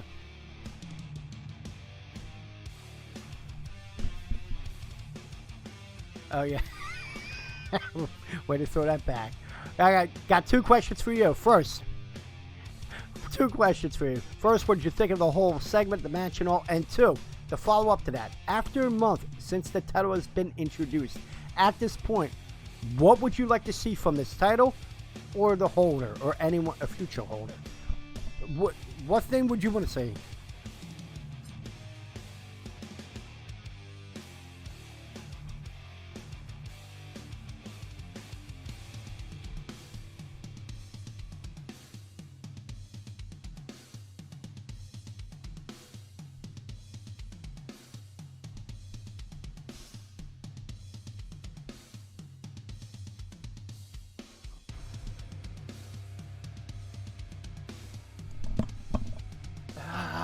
You gotta be kidding me.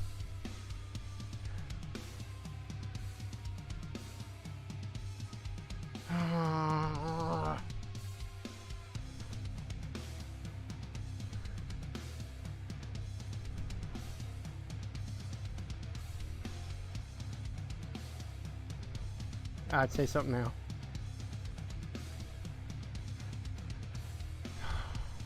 I give up.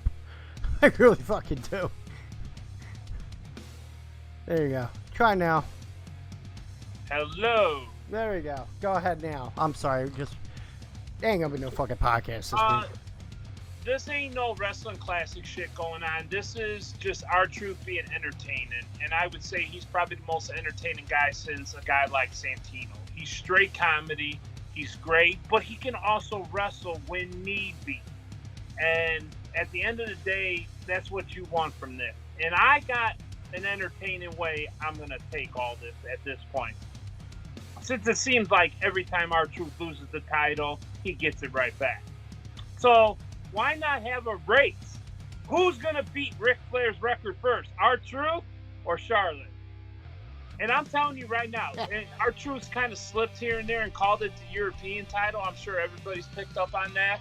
But I'm telling you right now, could you see a scenario where he's a 17-time 24/7 champion at this point and saying that he just beat Ric Flair's record? I could see it. I think it'd be fantastic. Does it mean anything deep down? Absolutely not. But it would be amazing and funny to see. And one thing I want to say about that is, who's the one that's the biggest star of this 24/7 besides R-Truth? Probably Elias, because he's won it twice. He's the only other multi-guy win. Well, Drake Maverick. That's where I'm getting to. And the fact that this guy has gotten over so much because of those little videos that he put out on social media trying to track down R-Truth. Oh, there's coming no doubt close. Behind Drake's going to get that title eventually. Imagine the response. It'll still be R-Truth's going to just keep getting it back for a while. Yeah, and just imagine the response to that, though. You're going to get a real organic fucking reaction from the fans when he finally gets it. Even though R-Truth is loved by everybody, because he is what he is. He's the guy. You, I would have R-Truth beat Ric Flair's record with this title. I'd imagine him holding like a celebration. It would be, oh my God. And him actually possibly getting freaking Ric Flair to come out to it. Oh, man. That would be, he goes, and then you could have Ric Flair and Charlotte come out and Carmella and R-Truth come. Oh, my God. And then they can start wooing back and forth. Talk about entertainment, and that's what the WWE is about. Because I even said this. A lot of people complain, like, oh, there ain't enough wrestling. There is enough wrestling on SmackDown, not so much on Raw. But at the end of the day, it's entertainment. This isn't Ring of Honor. It's not Major League Wrestling. It's not even Impact. Hell, it's not even AEW or New Japan. It's a whole different level of sports entertainment. And I watch it, I enjoy it, and I watch everything else, and I enjoy it. R-Truth is he should be like a top guy because he is Mr. Entertainment. The guy, no matter what you throw at him, he turns it into gold. He's the male version of Alexa Bliss.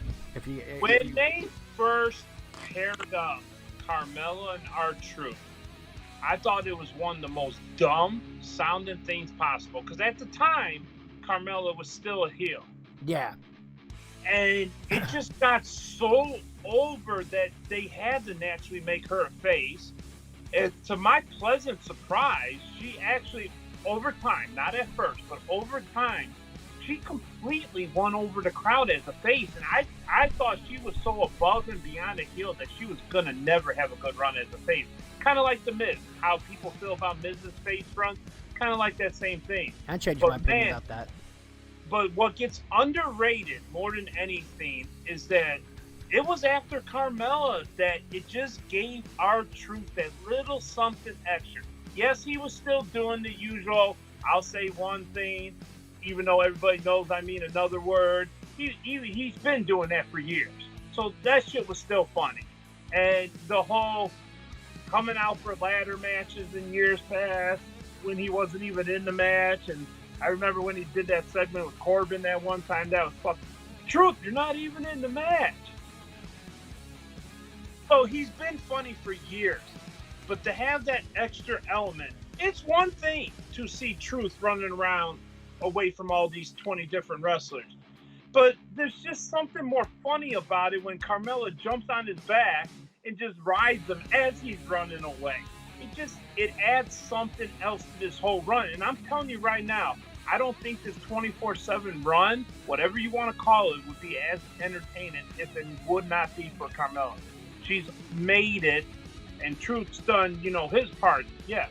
But, man, when Carmella was driving away on the fucking golf cart, she's like, Truth, hurry up, run on, jump on it. Yeah, that was awesome. They have one of the best male-female chemistries on the whole roster.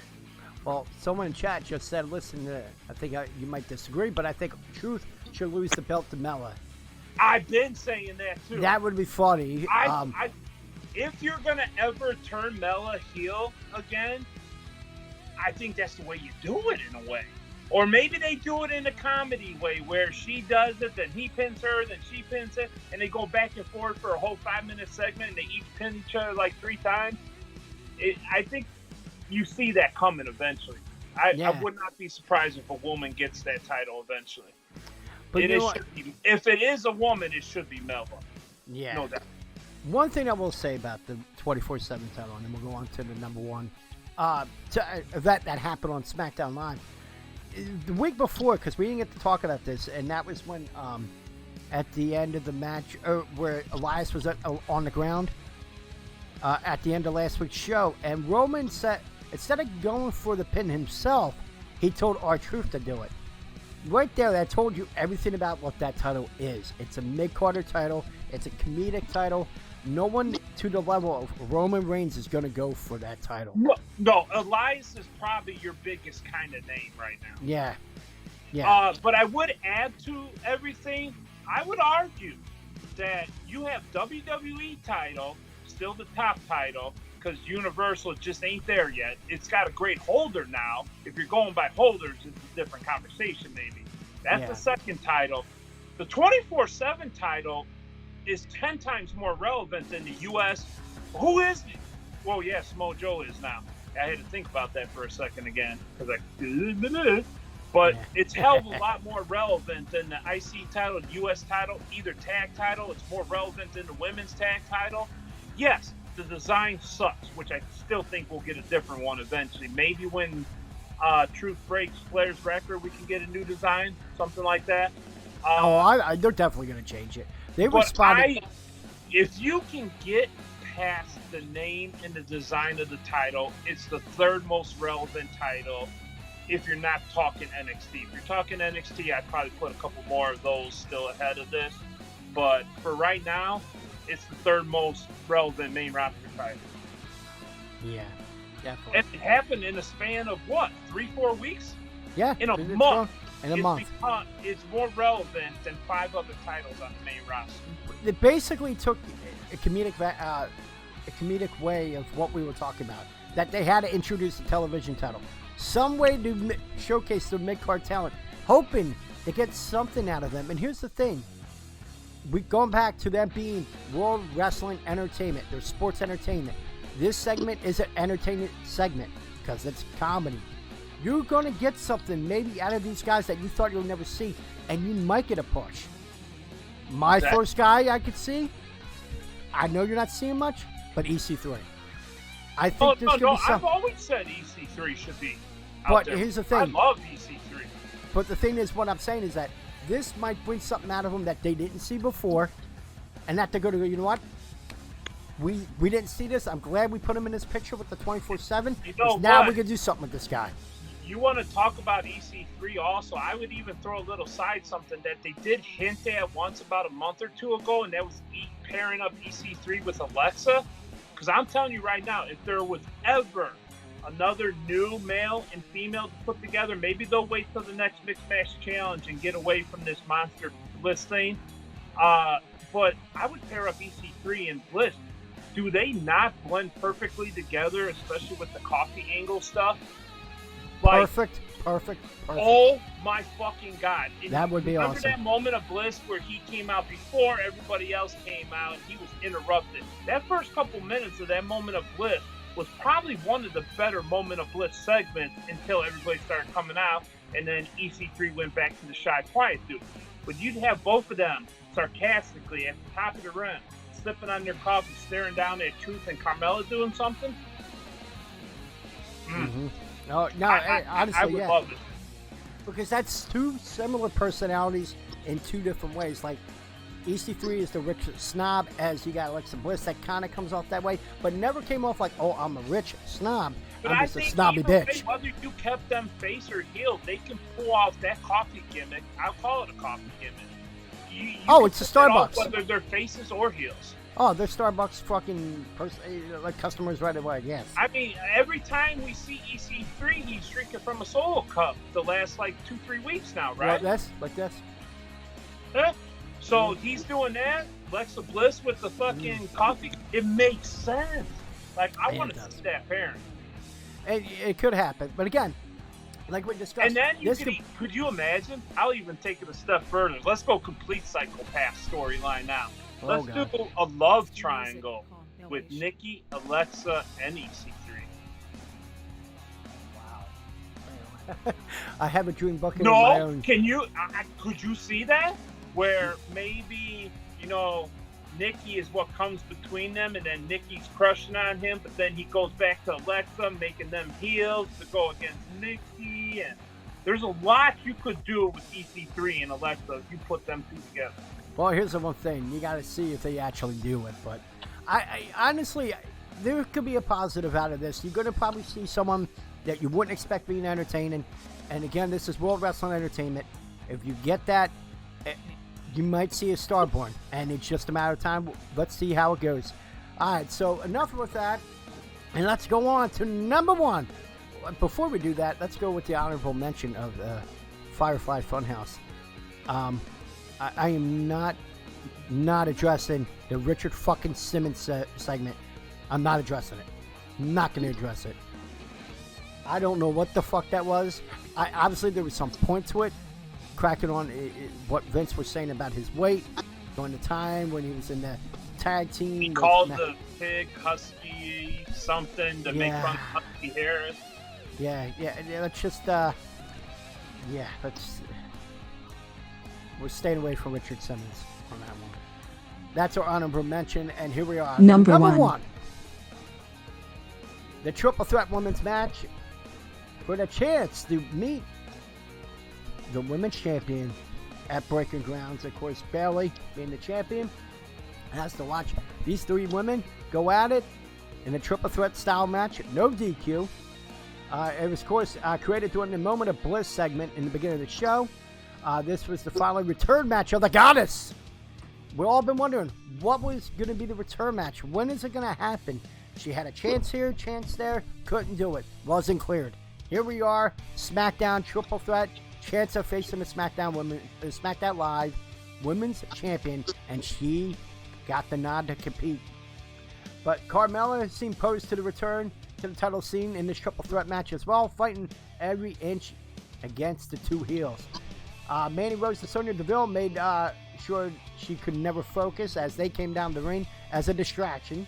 But after Rose and Deville stopped the Princess of Staten Island from capitalizing on a super kick to Charlotte, Bliss caught Carmella with a DDT to take the win, and there you have it.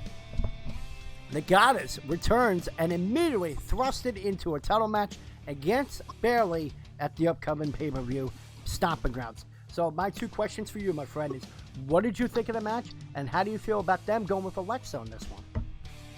I was pleasantly shocked. I feel, coming out of this match, I still felt like it was designed to build up Charlotte. And that's fine. It is what it is. She's the top dog. Whatever. I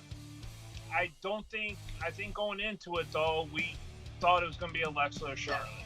I don't think anybody expected Carmella to win. I think 90% of us, minimum, thought Charlotte was winning this 1,000%. But then I want to hint at something that I seen on Twitter last night a little bit, and that was people complaining about Alexa Bliss looking as rusty as she did. And I don't think she looked over the top rusty, but she definitely, there was a couple spots that you were like, eh. So here's where the main complaint came in, and that is about Miss Ember Moon.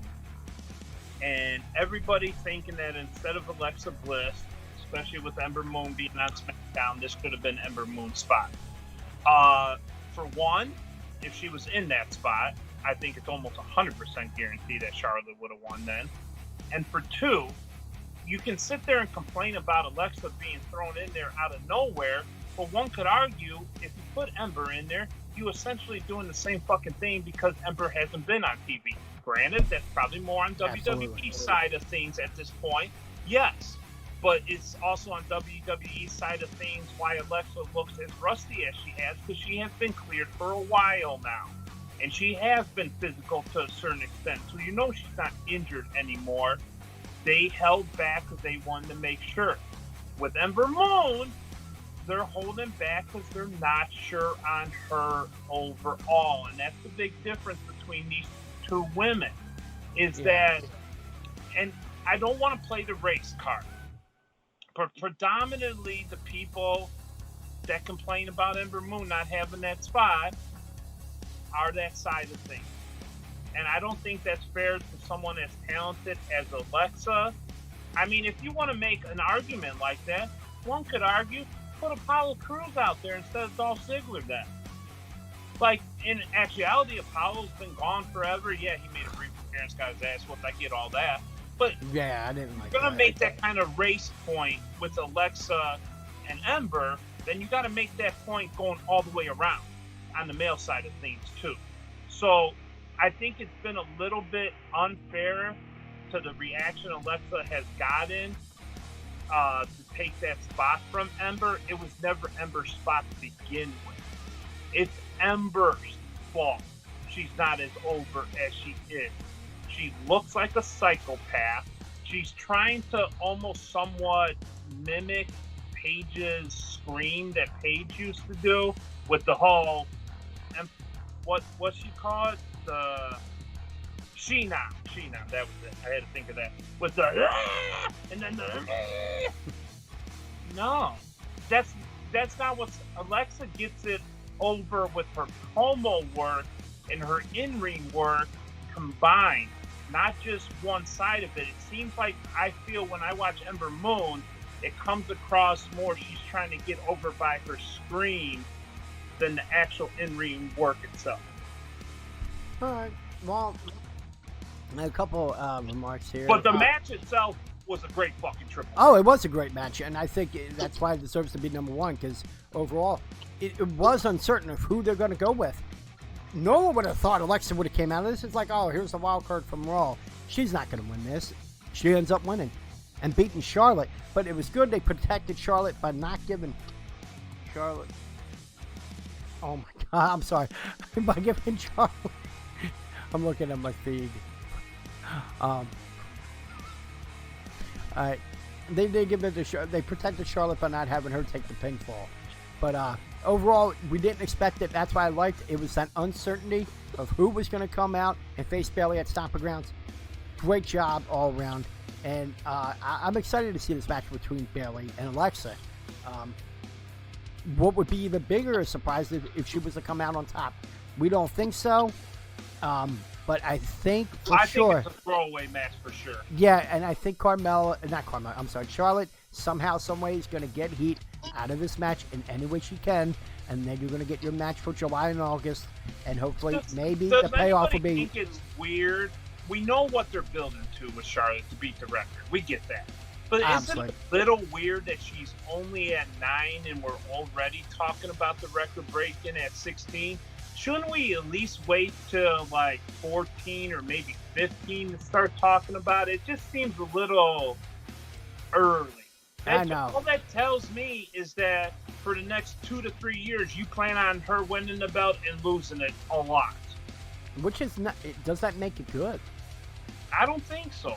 No, it doesn't make it so prestigious. Yeah. In-ring talent, you can't argue with. No, without a doubt. I you know what? Someone gave me shit. Not if you watched SmackDown last night. Bliss is a little bit of both. Yeah, she could go either way. That's what your Jekyll and Hyde. Bliss was not a face last night. Yeah, and that's where your Jekyll and Hyde theory comes in. When you said that was a fantastic point, because at some point she could be a face, some point she could be a heel. Imagine if her and EC3 paired up. You could call the team like they have these cute little names for the Facebook challenge shit. Jekyll and Hyde. There you go. All right, we'll send it off because you know what? I know they need help with creative in WWE right now. We'll send this off to them. Hopefully they go with it. Carmella deserves a most improved trophy. That's what Gideon Jones said. I totally agree because we have said this for a while now. Is how she improved big time in the ring. And you can make the argument that R-Truth saved her career, and I think that makes Matt the argument that she saved his career. I think it brought another side out of Carmella. That yes, it saved her to the point. It brought that other side that WWE didn't think either one of them had until they paired them up. Fucking R-Truth always had it. He always had. We knew he always had it, but I don't think they knew it or respected it enough. Yeah, I get your point. But yeah, overall, I mean, it was a great match. Can't wait to see it. Bayley and Alexa at Stomping Grounds in a couple weeks. All right, let's go right into it, folks, because we're like going 2 hours in. So let's go right into the list. And here they are. You want to start off this week? Well, I'm going to make a little change at the bottom, because at the bottom at number 5, I did have Lars. Okay. Just because I was highly impressed by the promo. But after we talked about it more, I'm just going to throw R-Truth and Carmella down there because, quite honestly, it's the most entertaining thing on the product right now. And then at number 4, I'm going to have Ziggler. I can't put him too high yet because we got to see what he does in the match before we throw him up there a little bit higher. And number 3, I got Brock Lesnar just because, quite simply, this has been the Brock that we wanted when he first returned, 5 years ago. And number 2, I got Seth Rollins. Until he loses the title, he's probably going to be 1A, 1B each and every week for me. At number 1, I still got to give it to Kofi because at the end of the day, he has shown zero sign of slowing down whatsoever. He took that brutal assault from Ziggler. And unlike other guys, and whether this was WWE telling him to act tough or not, he just, after taking a massive beating like that, usually the guys, when they come out the next week, they look run down because of said beatdown. And with Kofi, he just came out and looked like same old Kofi. That could be either considered a good thing or a bad thing in some people's minds, but I consider it a good thing. And Kofi's number 1 until something happens. All right, no problem. All right, here's the guys on my list this week. Got number 5, Samoa Joe. Talk about a man that is a great heel. No one could possibly be at his level right now as being the heel. Getting the heat after what he did to Rey Mysterio right after he relinquished the U.S. title. I'll tell you now, name anyone that got more heat than him besides Brock Lesnar. He's at my number 5. Number 4, I know it's kind of low. Please forgive me this week, but I have to put Kofi Kingston back on the list at number 4. He did a great job getting the win in that tag match. Did a great job with the promo with Ziggler. But these next 3 surpass him this week, just for this week. So here's my number 4. Number 3 is Brock Lesnar. Yes, I know. The part-timer got number 3. There's a reason. There's a reason why their ratings have been up. There's a reason why people have been intrigued of when he's going to catch in. It's that uncertainty. Talking about with that triple threat match, there is a little bit of uncertainty of when and who he's going to cash in on. I just hope along with that point, just not to interrupt you really, but I just hope WWE realizes that it's Brock Lesnar that's driving the ratings up a little bit and not Roman Reigns being on Raw and SmackDown every week is what doing it, which is what I think they think is doing it. Yeah, probably. And yes, that is my number 3 because of what the guy is able to do. Again, you're getting to see a little bit of the entertaining side of him, which is awesome. We saw that in 2004, but then we seen the badass, and you got to see that when he destroyed your Universal Champion, Seth Rollins. Okay, my number 2. You can't debate this. I would love to argue. You talk about the most relevant titles. Number 3, my number 2 this week is R-Truth. Look at what he's been doing on social media. Look what he's been doing on Raw and SmackDown. The funniest thing this week that had me literally pissing myself, I was sitting there, I had to pee. I had to hold it in because I was laughing so hard, was the moment when Cesaro pulled out the table and here comes R-Truth going, oh shit. That moment, I was holding my piss. I couldn't hold it. I was trying so hard. At my old age, it's harder to hold it in. But overall, the guy is very entertaining, doing a great job. I love what they're doing with this 24/7 title, and there's not a better person to, have to hold on to it for as long as he's been, even though he dropped the title. But really, he hasn't left a show without the title in the month. R-Truth is that man. And of course, my number 1 is the goddess herself, Alexa Bliss. Alexa Bliss coming off the big victory at the triple threat match last night on SmackDown. I'm telling you, what she's done on the mic, what she has done in the ring last night. Name any other women wrestler, I know with ability and all, but we talked about this with the overall package. No one is as good as Alexa Bliss. And what she did this week was top notch. Knocking out 2 former SmackDown Live Women's Champions to get that chance at Bayley at Stomping Grounds. That's my number 1. All right. All right, so let's go into the last thing we're going to do real quick, and we're going to end this show. We're going to do the Super Showdown predictions. There are going to be 8 matches, thank the Lord, that we're going to be watching on Friday. I know it's still going to be a long pay-per-view because the Battle Royal is going to be 50 people. All right, so let's go right into the first match. You got Braun Strowman going up against, Bobby Lashley. Kind of boring segment, for the payoff at the go-home show for Raw. No pun intended. Who do you got for that? I got Strowman in this, but they do have Lashley in the title picture after Corbin and Brock. If Brock goes over and cashes on Kofi, then you're going to need a top guy like Lashley. So in that case, Lashley should go over probably. He probably needs to win more, but I'm still going to lean towards Strowman. All right, and that's who I got. I got Strowman. Oh no. Can you say something again? Hello? Oh, no, we're good. Fuck it. I'm just going to go with this. All right. Number 2 is the IC title match between Andrade Cien Almas going up against the champion, Finn Balor. Who do you got? Better be Andrade. I'm actually going with Finn. They're going to go with the Demon. I think if there was ever a guy that could benefit the most from beating the Demon, it's Andrade, though. It would be. How the hell are you going to do a battle royal with 50 people? I don't know. I got Finn as well. I think Finn's going to pull it off. You're going to get a summer program with another match or 2 with these guys. All right, number 3, Roman Reigns going up against Shane McMahon. Who do you got?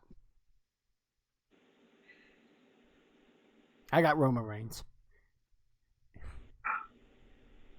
I'm going to lean towards Shane. Okay. I think I changed my mind on this. Just simply, I don't want to say it's because of the over-the-top beatdowns. Okay. But just the way they're building Shane to be so massive. Like, I'm praying for CM Punk someday. And if that's even a remote possibility, then you need to keep Shane Strong for that. So with that being my main cheering hope here, I'm going to go with Shane. Fuck it. All right, and I'm going with Roman. We got Roman definitely from Showdown. He said that. Okay, number 4. Now the match that we were invested in because of great job building up this week. They totally sold me on it. Undertaker, Goldberg. Who do you got? I think Goldberg mainly because I think after Showdown we'll see more from Goldberg than Taker. And I would argue Goldberg probably needs this win. Obviously, everybody needs a win more than The Undertaker at this point. Would I be shocked if Taker won, though? Absolutely not. But I think Goldberg could benefit a lot more from this, so I'm going Goldberg. I'm going with Undertaker because how are you going to have the guy that is the representative of WWE losing to a guy that was the biggest representative of the competition during the Monday Night Wars?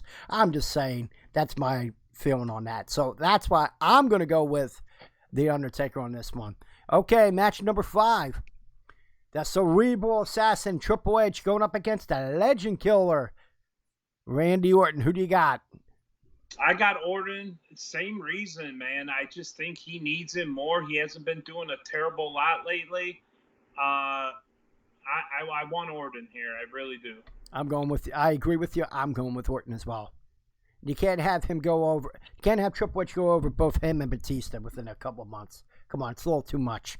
At that point, for anyone that's going to bitch about Cody, the Young Bucks, and all them going to, they're going to get all the victories, blah, blah, blah. Well, then you could say the same for Triple H if he was to win this. All right, match number 6. WWE Championship is on the line with Kofi Kingston, the champion, defending the title against Dolph Ziggler. Who do you got?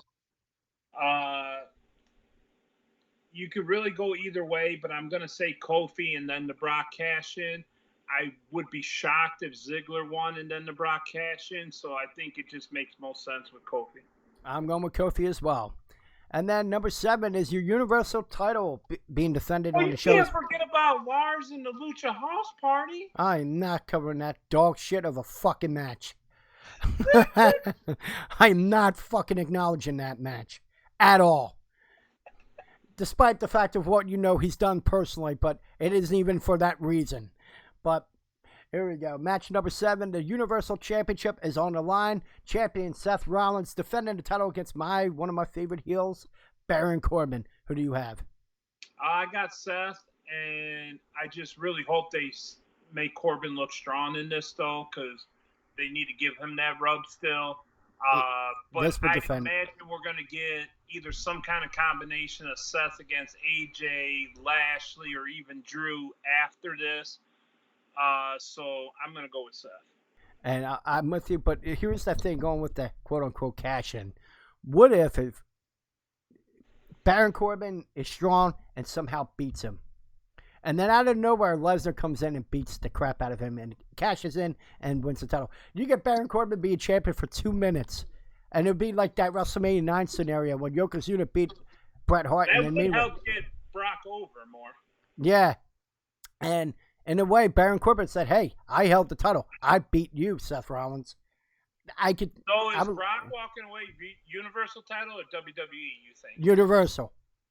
I'm still leaning towards WWE. Oh, no. Which one do I think? I'm sorry. WWE. I was just saying, hypothetically, if they were to do that, I think it would be cool if they could try to do something like that. But either way, yeah, you're right. He's got to look strong in this match. Baron Corbin's given a great chance here. The guy is a great fucking heel. We've always said how good of a heel he is. This is his chance to shine, and hopefully he knocks it out of the park. All right, let's go right into the last thing we're going to discuss, the Battle Royal. At this point, do we even know who the fuck is in it? I know every motherfucker's in it, but who do you have? I'm throwing a random name out there, Aleister Black. He's not even in it. They won't let him over there because of his religious tattoos. Oh, shit, that's right. I forgot about that part. I'm going to go with Titus O'Neil. Hopefully he doesn't trip this time. You know what? I got somebody for you. Is R-Truth going over? Yeah. R-Truth hiding under the ring the whole time because of the 24/7 title, and then come out at the end, eliminate it, and then run away and get chased by the guy he just threw over to try to get the 24/7 title? I'm going to go R-Truth. You're gonna go with R-Truth? All right, I'm with you on that. You sold me, Apollo Cruz, get the dude. Honestly, it would help him. Apollo Cruz. But we've always said how good of a worker he is. Oh, get the fuck out of here. I understand. I know. Maybe Terry Crews. Oh, okay. I wouldn't Apollo Cruz? I wouldn't be so opposed to Terry Crews either. Talk about entertaining. Now Apollo Crews, great worker. I think that he lacks a little bit of a personality. I think that's why they held him back the way he did. I think if he gets involved with that 24/7 again, No, they held him back because they got Bobby Lashley back. Yeah, that's baby also Bobby true. Lashley. No. I go with Elias or Big E. Big E ain't coming back for a while. Big E's pretty much on the shelf for a bit. But yeah, who gives a fuck about the Battle Royal? 7 main matches we covered. You know what? I'd be okay with Elias, so that could give him a nice little rub. Yeah, good. I'd be okay with that. No, I'm gonna go with you, R-Truth. I'm picking R-Truth. But yeah, as far as him, Sami Zayn, it's because of personal backgrounds and religious. I don't think you're gonna see Drew McIntyre in that match. And you could possibly. It just doesn't seem like a good match for him with 50. Yeah. Oh, now what?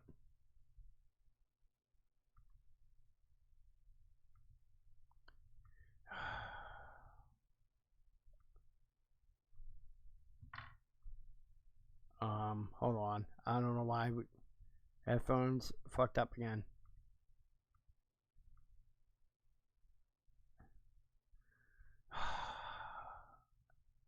You got to be kidding me.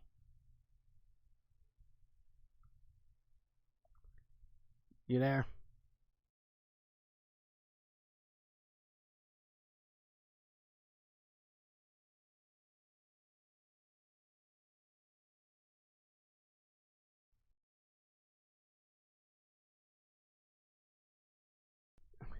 Do you see any returns in it?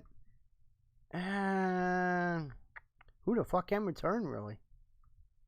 I'm not hearing a word to say. I don't know why it's fucking doing that again.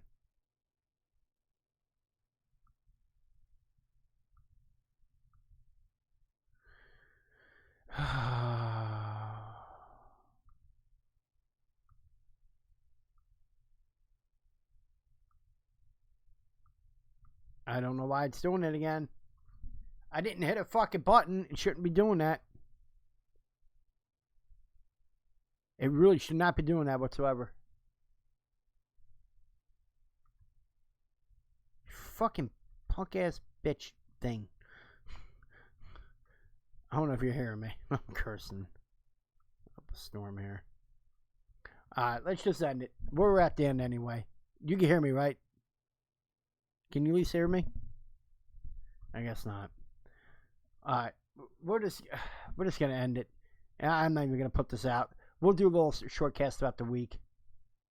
Yeah, maybe some legends. Yeah, you're gonna have to fill it in. I don't know what the. My God. I don't know why it's been fucking doing that. One thing that makes it like, yeah, great show, yeah.